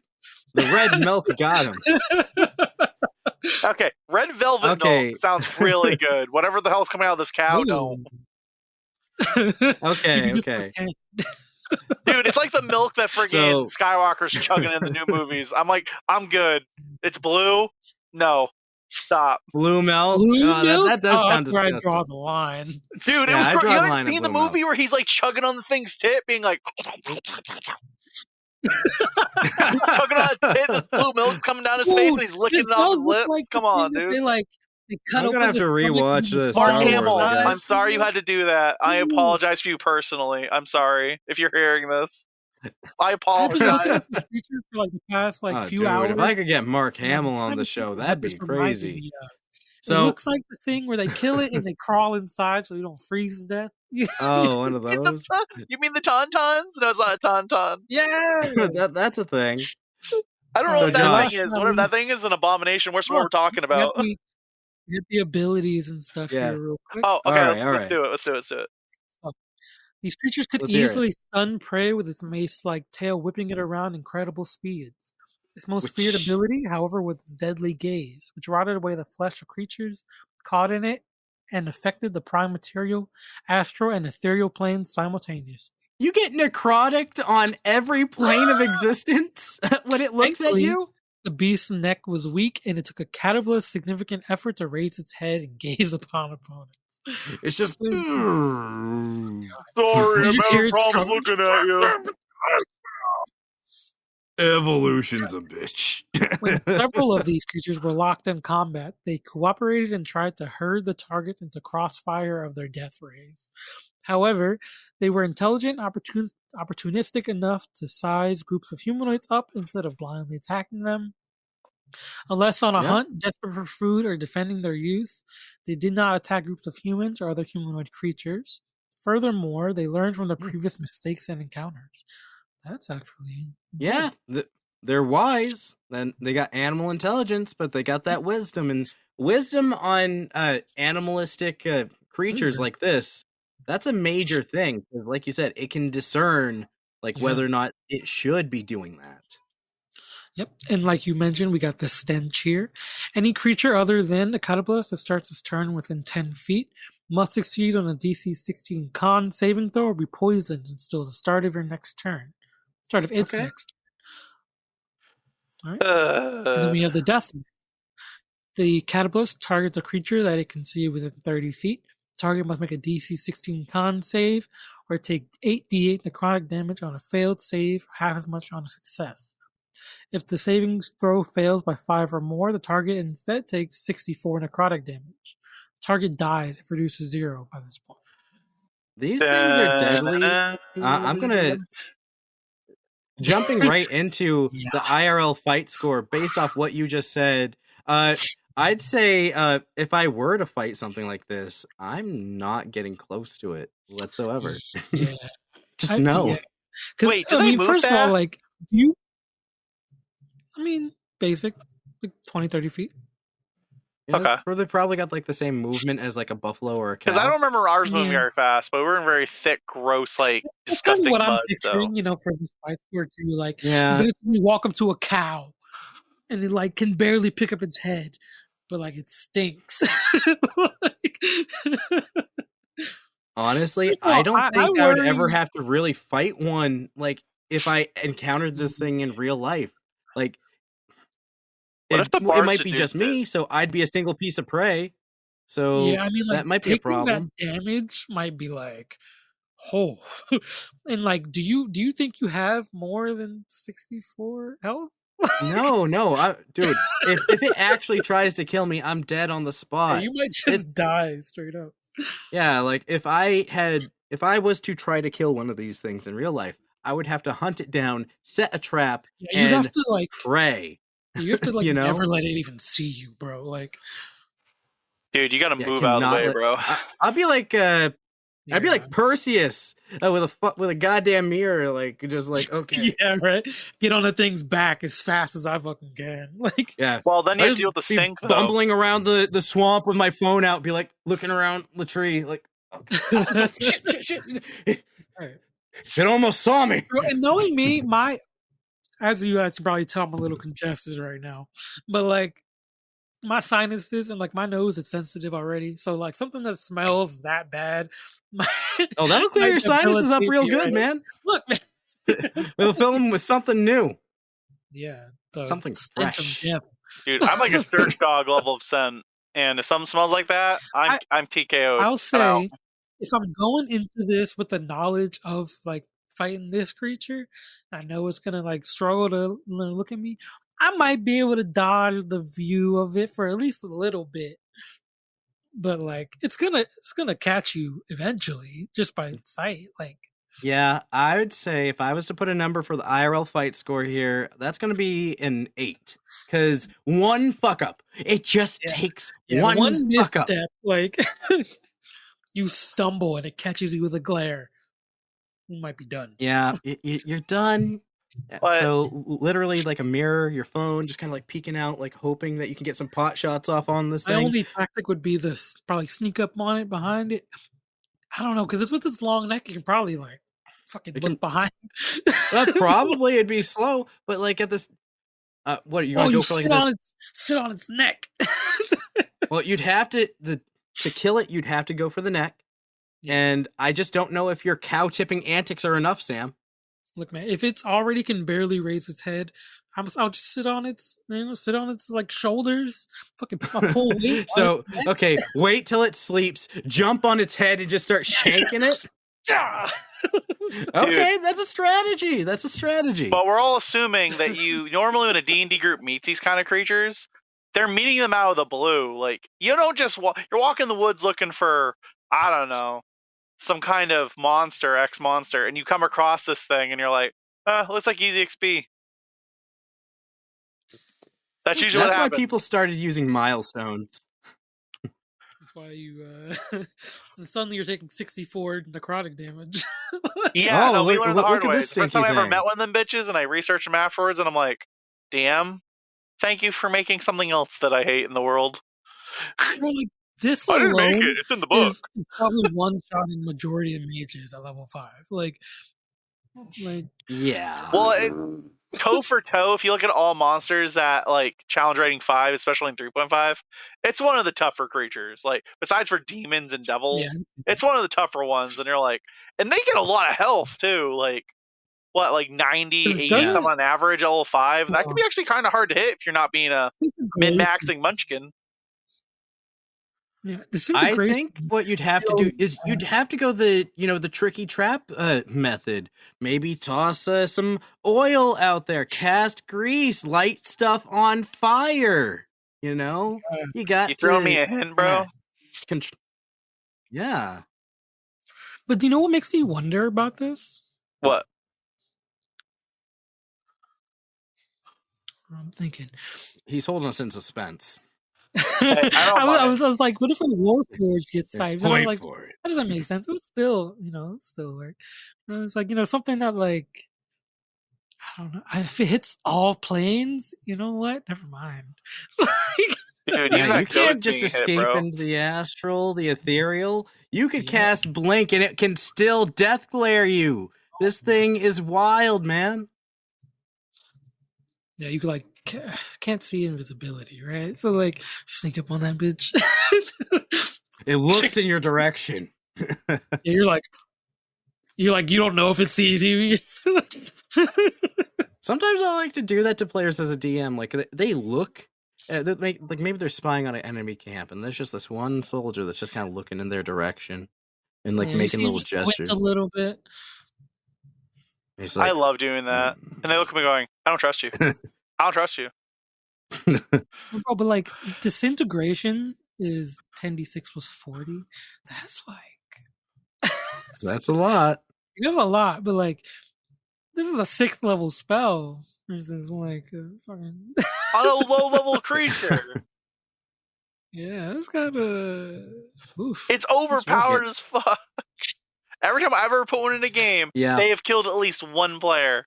Every time. Right.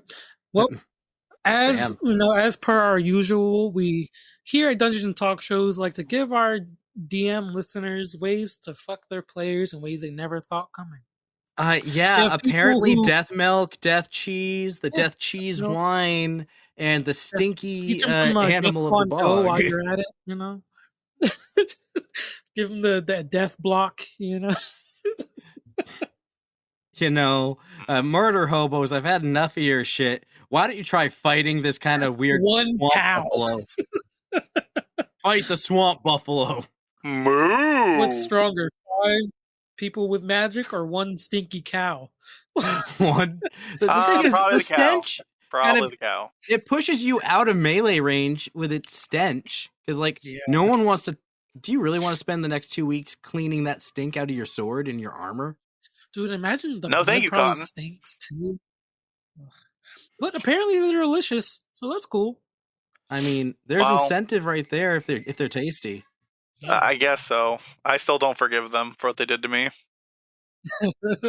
Yeah, I'm beginning to wonder how delicious a skunk is now, because like they spend all that time being little stinky things. Skunks are adorable. I know, like I'm nice with the skunks in my area. They show up. I'm like, hey, you like some oranges, bro? Aw. They're like, fuck yeah, I want oranges. Good. Help your local skunks. They're good boys. Yeah, you know, if you don't outwardly like try to startle them, like I can get as close as to them as you can, like an average cat that you haven't met. Yeah, I like, mean, skunks. Right? It's like a week to recharge, man.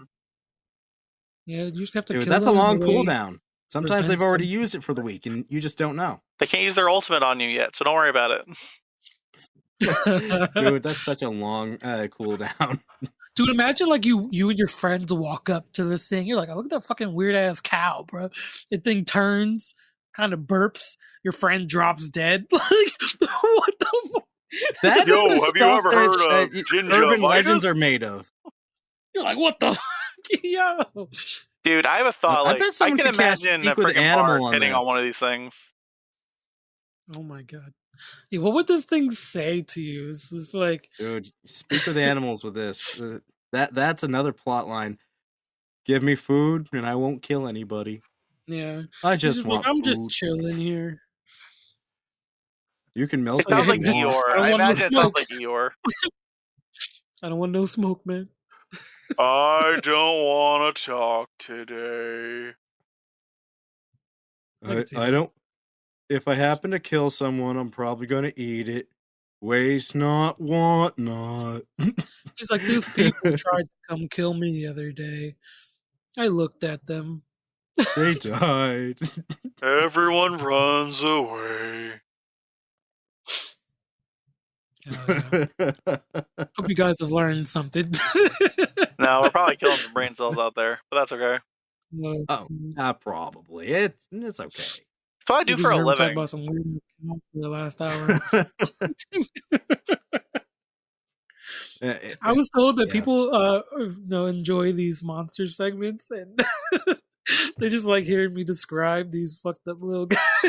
You describe some weird shit, man. I've never heard of these things till today, and now dude, this is right at home in the One Piece setting. I'm just saying, you guys might see some of this in the upcoming campaign, bro. Oh. You're the only one that'll know what to do. You'll be like, holy shit. Like, what the fuck?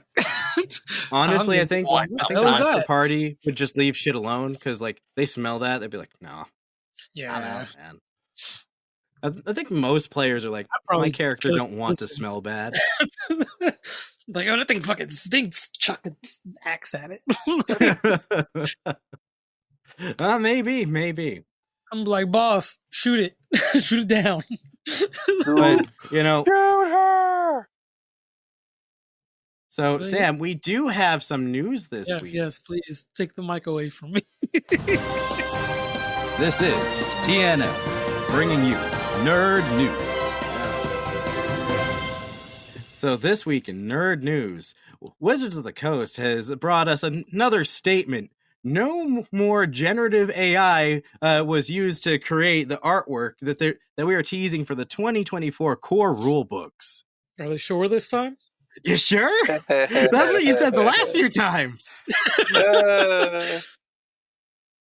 You dot your T's? You dot your I's? I just gotta be sure, man. This is literally like a source, dude, just trust me. Like, yeah, I'm just saying, like, it's not gonna be long. Give it, Sam, over under 3. I'm thinking in the next 6 weeks, another WotC AI controversy is gonna pop up, but that's gonna be after they already fuck up on something else to start off the new year. Look, man, we don't want to be the negative Nancy's here, okay? We would love to have something positive to say about WotC. You know what I mean? But like, sorry, but we don't make the news. We just report it, bro. I'm a Magic player. I can tell you there is none. We're trying. They even had an own here, artist. Okay? They even had an artist steal from another Magic artist. We talked about that briefly, and it's just like, yeah, dude, what you gonna do? And that was the company had to fire him to save face, and it's like, okay, cool. You couldn't even change it up a little bit more, you know? He flipped it. He flipped it. What the fuck? Right. He flipped it, guys. On a similar note, the makers of the Terminator RPG are trying to make sure and remove any AI-generated artwork from their upcoming source book. They don't want to follow in the footsteps of the great WotC. They don't want to make the same mistake. I want to play a game where Skynet makes the game for me. Shit. Generative AI for when you're homebrewing a Terminator game, it sounds natural. However, generative AI for the art for said game, that might be a different story. I think it's okay because Skynet, it makes sense for Terminator. I'll be right back. I mean, the backstory for the whole new Terminator is they didn't expect the AI to come for the artists, but the artists were the first to go. Everyone said they would take the cashiers first. In fact, everyone wished that they would take the cashiers. Right. But no. I don't get the hate for AI stuff. I think it's pretty cool. Honestly, I think it's pretty neat. I think it's a tool, and the thing about tools is that you have to use them in the proper context. Yeah, in reference. Don't use it wholly for, but use it as a reference for something you're gonna make. Absolutely. Because I have a friend who makes things and then draws based off of what the AI came up with. Like, oh, that's cool. Yeah, and sometimes you can get some good poses if you're good with your prompting. Like, I've actually done the inverse with AI, where I created my art first. Now, anyone that's been around the show long enough knows that I'm a mediocre artist. I learned some skills. I don't think there was ever any real talent that I had. So I learned some skills when I was younger. I used to draw a lot. And every once in a while, blue moon, really, I will draw a character of mine for a campaign. I did this for Ezra. I did this for Garfield. I did this for Cal 10. I did this for let's see, another character. I'm Stormy. Yeah, I did it for Stormy as well. So at least 4 characters of mine I've drawn, and each of them, at one point or another, I have taken that and run the image through an AI through an upscaling process where it takes the picture and it will adapt and try to make something new with it. Oh, that's really And cool. I find that entertaining. I find it very interesting to see what it takes from what I've done and turning it into something new. This is a very different process fundamentally. I really like that And, idea. I yeah. should really try that sometime. That's really neat. Yeah, Yeah, I like if really you liked have when you did any that. It good worked out artists in really your well. group, it's fun to just like, okay, let's throw it into the fun machine and see what pops out, you know? And also, for the record, I And think you're sometimes pretty if you good. have yeah, well, thank you. Yeah, you don't give I yourself just enough like to credit. see what pops out, really. Hey, the digital art I think I touch know right always about looks where my nice. skill level is. Like we got some artists around, but I I really think like yeah. seeing, people able to do like the hand drawn art and then turn it into the digital art that they want. You know what I mean? That's Yeah, really like cool. the AI upscaling is amazing because you can get something that's like, okay, I was aiming for this, then it upscales it a little bit. Now, if you don't go complicated overboard like I did with Amethyst Dragonborn with floating horns and a tail, like that was a little difficult for the AI to use references that fall in line with those prompting keywords. Like, okay, that wasn't, that's on me. But if you use it with something a little bit normal, like some of the characters that we have as part of our Oh, he's oh, gone. he dropped out, but he'll be back. He'll be back. Yeah. So, like I was saying, one of the things is that those are I think I lost my place. But the main idea is that it's useful, like Yeah. if I use something normal, like we were using it to help with characters for some of the party. Like some of our party paid for commission art, some of our party drew their art themselves, and others have used AI to create their art. And really, all are valid in their own way. And Yeah. I think there's no reason you can't kind of combine the processes. If you're No, like, I definitely okay, agree. I got this thing on paper, but I don't do digital art and I have no way of doing digital art. You take a picture, you run it through the AI upscale, and you can get something that looks really nice. And it's just an adaptation of what you've already worked on. And Yeah. for You kind of get the character best of art, both this can be worlds there. amazing. You know, Yeah.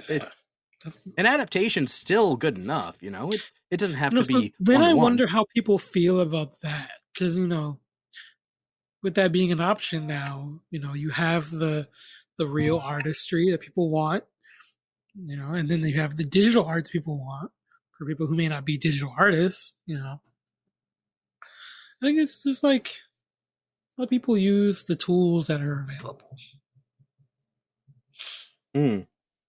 Yeah, I absolutely agree with that because like one of the things that we do is just you got to make do with what you got. And some people, they just really struggle with being able to put things together. Like, sure, people might stroke my ego and tell me, Orion, you're a great artist. You don't give yourself enough credit.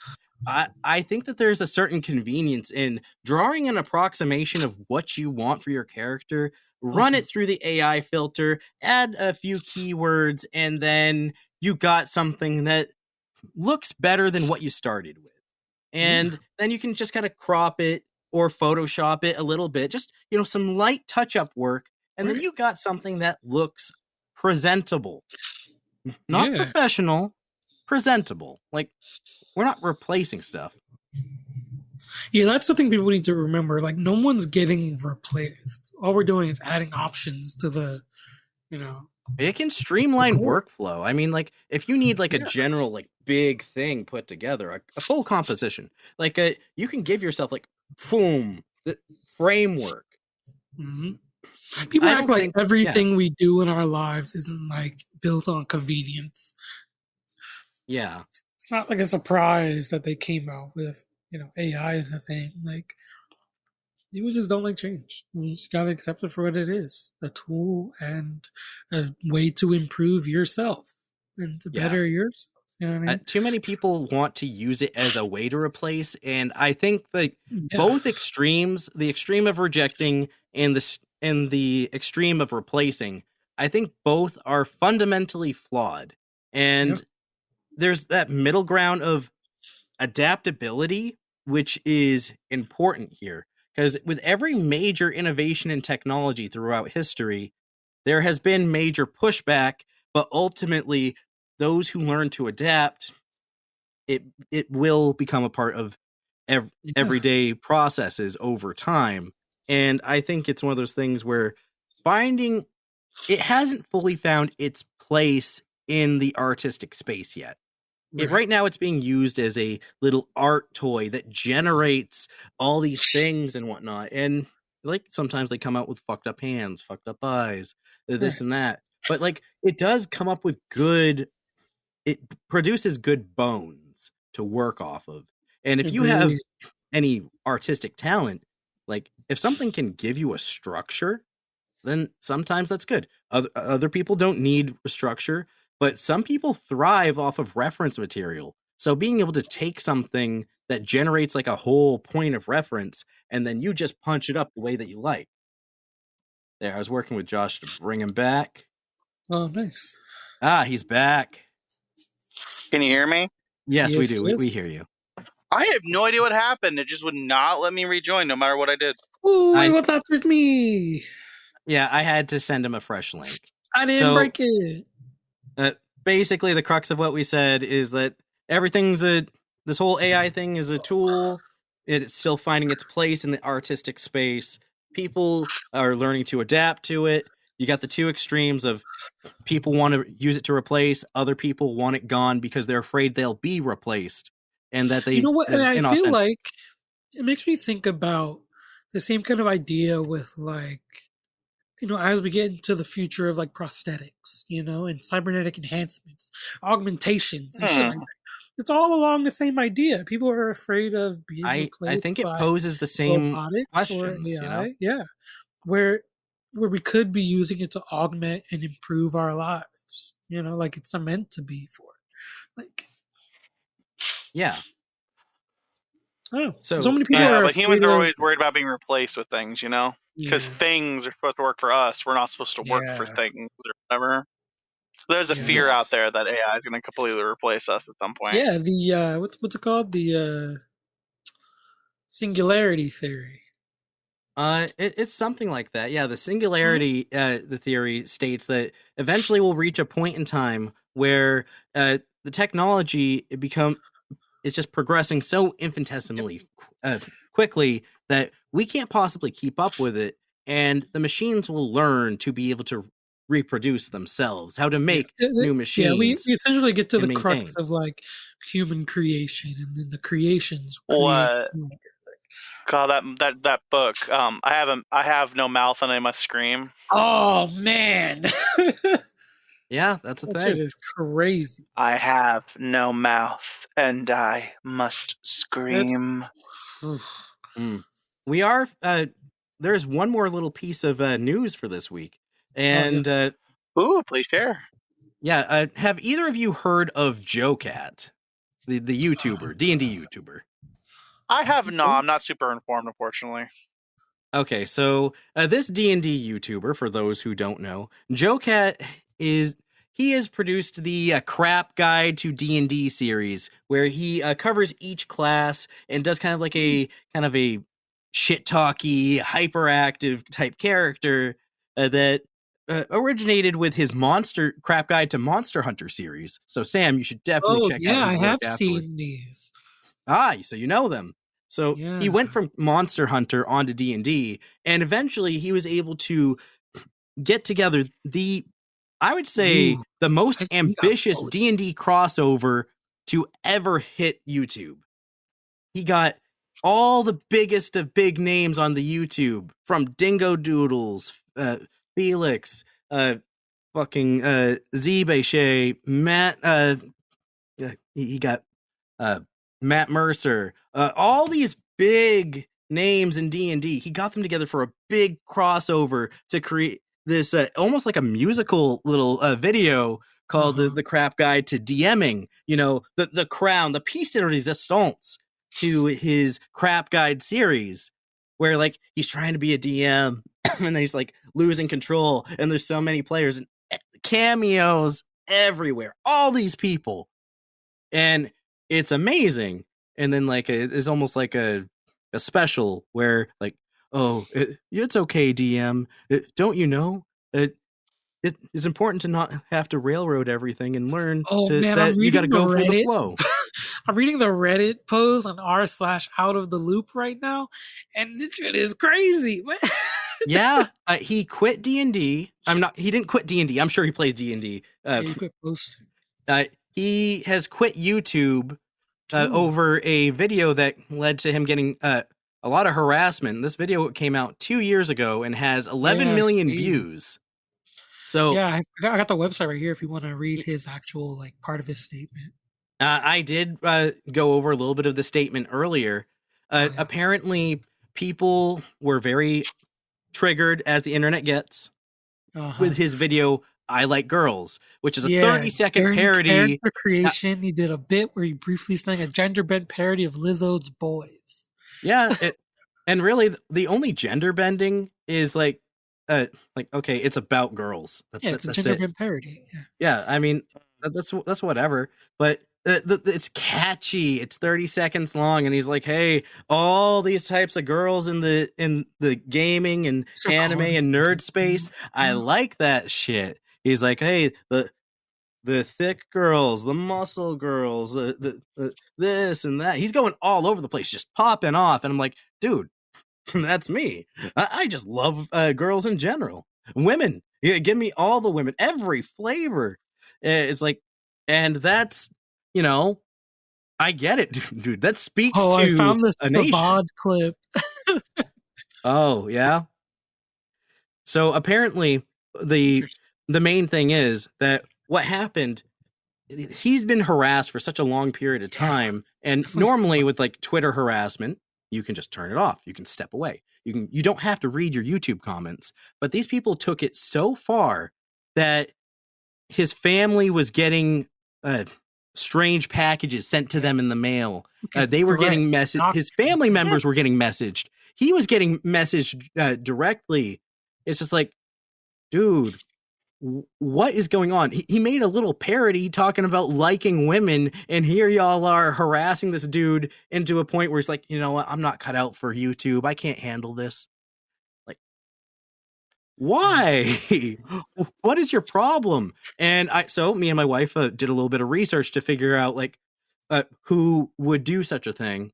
And lo and behold, it's the usual suspects, being trolls, the alpha chads, and extreme feminists. Yeah, because the trolls alpha and chad together. Gross.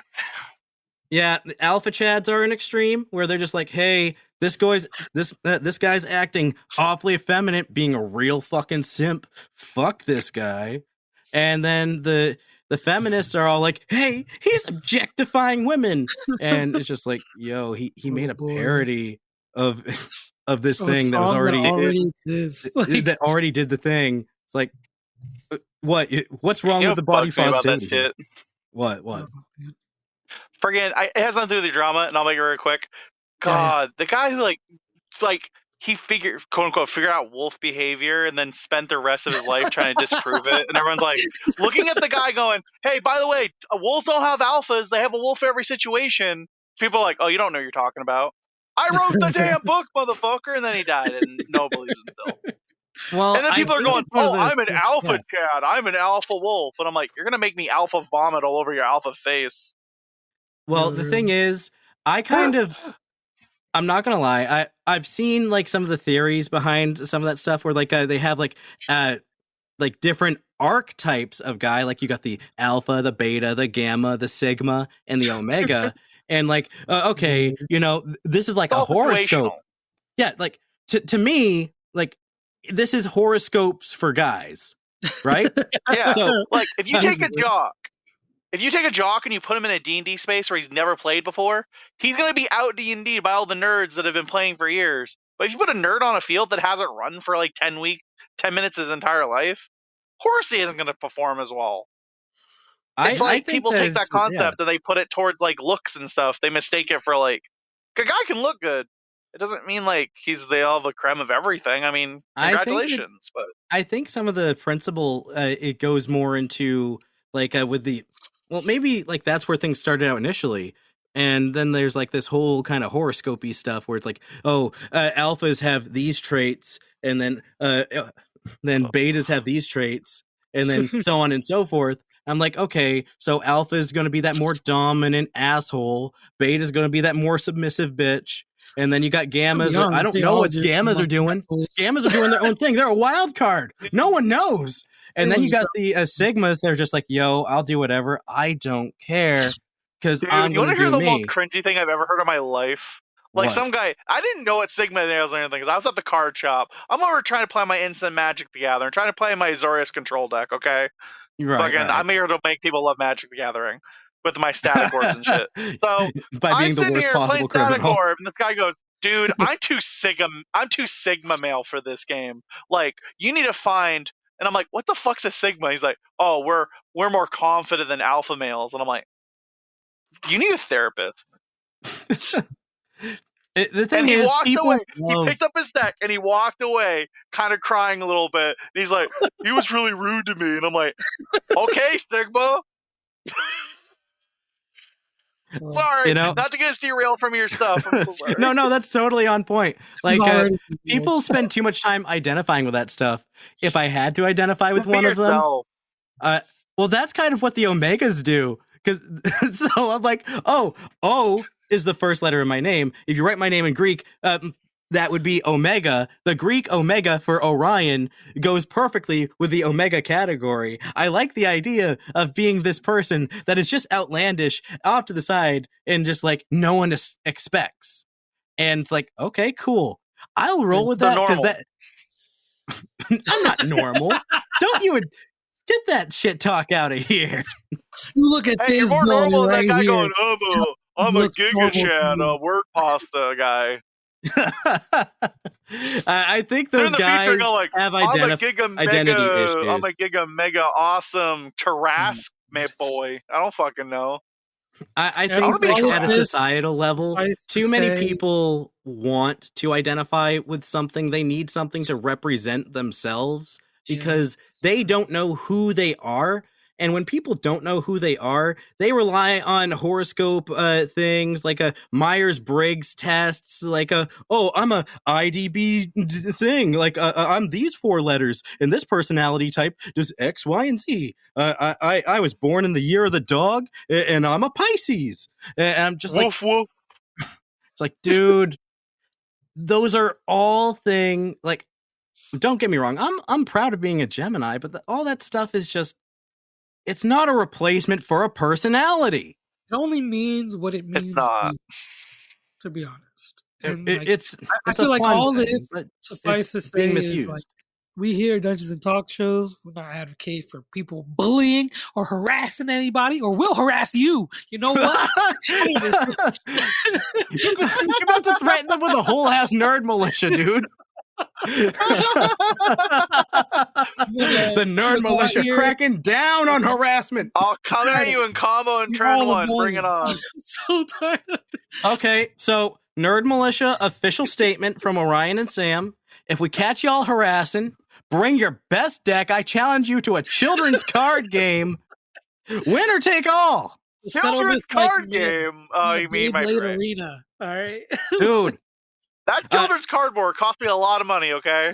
Dude, I will bring Yu-Gi-Oh! I will bring Pokemon. I will bring One Piece, Magic the Gathering, A Force of Will. Name the card game, time and place. Let's fucking go. Why do you feel like Martin Luther King right now? I had a dream that little deck do you think we'll play Magic the Gathering. Dude. And drink from the well of empty pockets while you spend all your cash on Magic. Dude, our detractors, we get some haters. Children's card game. You name the game, I name the time and place. Yeah, look. That's all there is to it. None of that shit you ain't saying if we ain't on the good vibes. All right, we here Dungeons and Talkshows. We like to lead people into educational discussions where you can torment people playfully. You know. Speaking of tormenting people playfully, we have one last thing before we end the show. Oh, yeah, homebrew. Generic realm, lots of fun, excellent. Dude, closing out the year of 2023, we don't want to leave a sour taste in y'all's mouth. Yeah. So I present to you a homebrew that was made for us. Sam? It's been done? It's been done. Brewing Chaos in D&D on Twitter. This is from Lobo. I guess they got a bunch of people on their crew. So nice. Lobo says that they have made the static sling. I challenge them to make a D&D item, a magic item for us. Now, this is a uncommon, simple ranged weapon. The static sling has a special effect. It electrifies the bolts for extra damage to grant you some advantage against your enemies. Okay. It does 1d4 damage plus 1d4 lightning damage. Has a range of 30 to 120 feet. On a hit, the target must succeed on a DC 15 Constitution saving throw. On a failed save, the target is then electrocuted and a conductor of electricity. The creature will be in a static cling. Okay, so it'll have a static cling. So things like fabric, paper, and other light objects will be stuck to them, making it hard for them to concentrate. And it'll affect their accuracy. Their first attack after this will be done with disadvantage. TV screens. I like it. It's got the official Brewing Chaos seal of approval. It looks nice. Y'all can check it out with the link below. It's on. I've shared it on our Twitter. It's on Brewing Chaos's Twitter. So shout out to them. I love it. It's pretty cool. All right, Sam, you had a what is your generic realm, your homebrew showcase? Bring you guys, created by the Jinxed One on Twitter and Tumblr, the Hellfire Gauntlet. Ah, yes. Let's check this out. So, Armor Gauntlet Legendary requires attunement by a character with a Constitution score of at least 18. Okay. No, it's not often, first of all, it's not often you see items with like a stat requirement. I like that. Right. So first of all, crafted from metal formed in a world far from this one. Protective spikes protrude out from behind the wearer's knuckles. A detailed sculpture of an unknown creature forms most of the gauntlet's shape. An ever-burning fire stems from the sculpture and rises up the elbow of whoever wears the gauntlet. Let me just bring that into frame while you say that, so that everyone can see what we're looking at here. Because that gauntlet looks nice. It is really cool. I like it a lot. If you meet the requirements of the gauntlet and attune to it, you gain a myriad of new abilities. Your strength score increases by 2. All melee weapon attacks you make deal an additional 2d4 fire damage. If you roll max damage on any damage die against a target of medium or smaller size, you must make a competing strength athletics check. Compensating. Compensating. It will be compensating. Being pushed back 5 feet on a loss. While wearing and attuned to the gauntlets, your unarmed strikes deal 1d8 slashing or piercing damage. You are considered proficient with unarmed strikes while attuned to this weapon. You must use strength as a modifier on your unarmed strikes. Last but not least, you gain access to the Firebolt cantrip. Use your total level to determine the damage. Strength is used for calculating the hit bonus for Firebolt. That's pretty cool. No, that's pretty cool. Last but not least, we have the awakened state of this weapon. Oh, when a character awakening. Awakens the Hellfire Gauntlet by whatever means the DM decides necessary, add the following effects to the Gauntlet's pool of traits. A Gauntlet gains 3 charges, which replenish each dawn. By expending 1 charge, you can cast Fireball at a level equal to your proficiency bonus, minimum of 3rd level, with Wisdom being used for calculating the spell's hit bonus. That's By pretty spending cool. an action, one of the following effects activate. By expending one charge, you smash your weapon into the ground, creating a devastating shockwave of force and fire. All creatures within 20 feet of you must make a dexterity saving throw or take 4d6 force damage, 4d6 fire damage, and be knocked prone. Or half as much damage on a save and not knocked prone.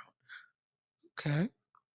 And then Okay. also, by expending one charge, an aura of fire washes over you for 1 minute. Any creature that damages you with a melee weapon or spell attack takes 2d6 fire damage. Grappled targets take 2d6 fire damage at the beginning of each of their turns while they are grappled. All I right. like it. Pretty strong. Nice bonuses. Pretty well rounded, I think. I'd say it's pretty decent for a late game item. Yeah. And this is, it augments you completely. I like it. Yeah, it's got a whole fighting style for it, basically. You're I'm just picturing this one like a monk. that'd It's go like a build hard. around item too. You end up looting it, you just build your whole character around it. Really, Yeah, I could see that. just hoping to lose it at that point. Yeah. I've seen That would characters be bad. lose. They're big. They're fun items. It's like, but then they have Yeah. to fight to get them back, and that can be fun. Or lose it to It an can be enemy. really fun. If he steals it from you. Dude, I had a goblin steal some good items from the party because they were robbing. They were being robbed for the MacGuffin of the campaign. I had my, you guys got robbed by some weird little goblin boys in the middle of the night. Yeah, it happens. Sometimes you get robbed, sometimes you catch them. But Right. all right. Shout out to Jinxed One for that one. Really cool item. Yeah. I was wondering too if I could tell you guys like one of my items I usually add to item lists, but has not been given to a player yet. All right, yeah, go ahead. Okay, so I had this item. I've had it brewed up for a while, and I don't know if it's like an item in actual D&D. I don't look at the actual books, so happenstance We'll it might be something that actually exists. So basically, it's called the. I'm probably going to pronounce the monster's name wrong. It is known as the collar of the Doulahan. So basically, when you put on the collar, you can then use your head as a mace. Excuse me? Oh, I think I've seen something like that where it was like the spine was like the mace's chain or whatever, you know what I mean? And like the head. It's really cool because when you put it on, you become your creature type, gets like a subtype of, Doulahan, and then your head is a plus mace equal to the highest level of a weapon that you have on you. I love it. It's just so crazy. It's really cool. It's really cool, and then your head's no longer a weak point on your body because the Doulahan's head can't be really damaged. Does that give you the same resistances like that a Doulahan does? No, I don't think it does that far, but it makes it have a sweet weapon that no one's going to expect you to have. Fucking pop your head off. We're just going to make you pop your head off and smack them in the head with your own head. Who's going to expect that? Do you take damage? Hey, imagine imagine taking your head and rolling under a door or something. Your indestructible head, rolling it under a door to be like, oh, there's enemies in there, I don't know about under a door, but over something, like through a window. Oh, yeah. Right. I'm thinking real small. Hey, if you're like a halfling or a gnome, maybe. Ah, dude. Golf ball. How are we going to get up there? Don't worry, guys. I got a plan. And it's just like, oh, hurry up. I can't hold much longer. I prototyped an item that I've added to games, but I'm not quite sure if I want to put in players' hands because I don't know how it would work out for the players or me. Right. Yeah? So, it's called the Helmet of the Gladiator. Okay. When you put it on, all damage you deal, if you confirm a hit, will be considered a critical hit. All damage dealt against you is also considered critical hits. Makes sense. That character because you're no longer fighting to defend yourself. You're literally just out there to do damage, and but you can't take the helmet off. It's considered a cursed item once you put it on. Ah, damn. It sounds like the more extreme version of reckless attack. Right? Oh, bonus. The only way you can heal at all is to do in 3.5, there's a system where gladiators can get health back by being as gruesome as possible by picking up the heads of the enemies and going, "Rah!" They got to appeal to the crowd, appeal to the masses. You have to appeal in order to actually get your health back. So healers can't heal you after you take critical damage. So you can do the gladiator thing to get healed. That's crazy. I give Okay. it. It's only prototype stage. I don't sure if I want to put it in the hands of players. Boy, Maybe people can. It's such a die. double-edged Tell me if sword. that's a I would say, you know what? Package it, ship it.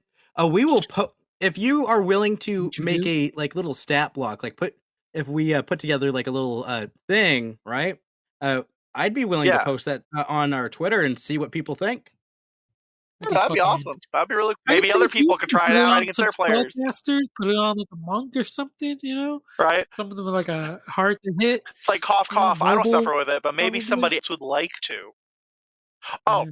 one caveat of the thing as well Yeah, is yeah. that it would get over Yeah, like if you're yeah. playing like I don't know a Warforged or a thing in 5th edition or whatever. But like I know if you're like an Adamantium Forge, you're kind of very Yeah. resistant to critical hits and stuff. I don't know if it's the same in 5th edition, but it gets over that stuff as well. Like you're not Okay. gonna be able to get over it. Is the kind of idea of the item. You're not supposed to get over the negative because you're getting a positive. So in my ass, an item should also have any large Right. negative. Yeah. And not always that bad, but it should be balanced out. And that's my Okay. item build philosophy. That sounds about right. But All right. absolutely. Interesting. Now, I think All that's right. a great thing to end on for this episode. all right. So, Josh, where can people find you if they want to hear more of your crazy magic items? Or not? I don't know. Apparently, you can find Sorry, them in I let hell my phone. I let my phone turn off again. Apparently. in the afterlife. No, I'm literally he going is a like, part of oh, the I don't have any militia, social so if you media or wanna hit anything him like up that. for But some more crazy I'm DM going to be tips starting and a Smart ideas, channel soon, so you could people always like that, hop that'd on be our pretty cool. Discord. Like it's going to be like a Huh. storytelling thing where I do all the sounds and do all the role playing with an did actual you say serious something, story, but man? with sounds and stuff. I think it's going to be pretty cool. So I think that's going to be neat when I finally get that together. Hopefully that will be within the next year or so. I'll get that seriously online. And otherwise, it'll just be here until I have a more serious influence on the internet. And I'm hoping people will will like it, enjoy themselves, because that's the whole point of what I do. I want people to enjoy things. So, yeah. May I, Brienne, may I say something creepy? Well, yeah. Okay. Well, I think you got the talent, and we look forward to seeing more of your content in the future. Wonderful night. Yes, you can say something creepy.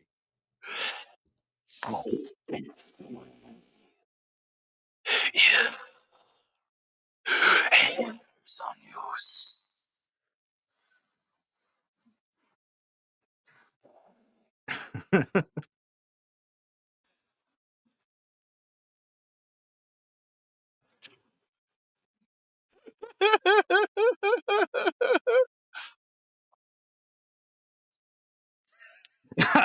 He makes you wait for it. That widow. The whistle.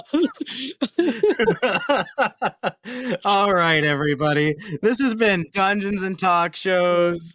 You can find us on the Twitters, the Facebooks, the YouTube, wherever podcasts are casting, and on our Discord server if you want to talk and hang out with us or get more of a glimpse on the behind the scenes of ASMR Productions with DM Josh here. You can check it all out there. Till next year, make sure you in feature me for episode 2024. 69. I want to be there. I think next episode will be episode 49, and then I hope I'm here before that, but I want to be here for episode 69, or I'm going to be upset. All right, I will look forward to it. Pencil you in for episode 69. Yeah, so guys, stay tuned. I love my incubi. All right. Special for that episode, you know. Love you all, we'll and you have a great new year. Maybe an love incubus. You guys. Bless you. All right. Well, everybody have a great weekend and enjoy the new year. Have a good weekend. Happy New Year. Bye. Thank you.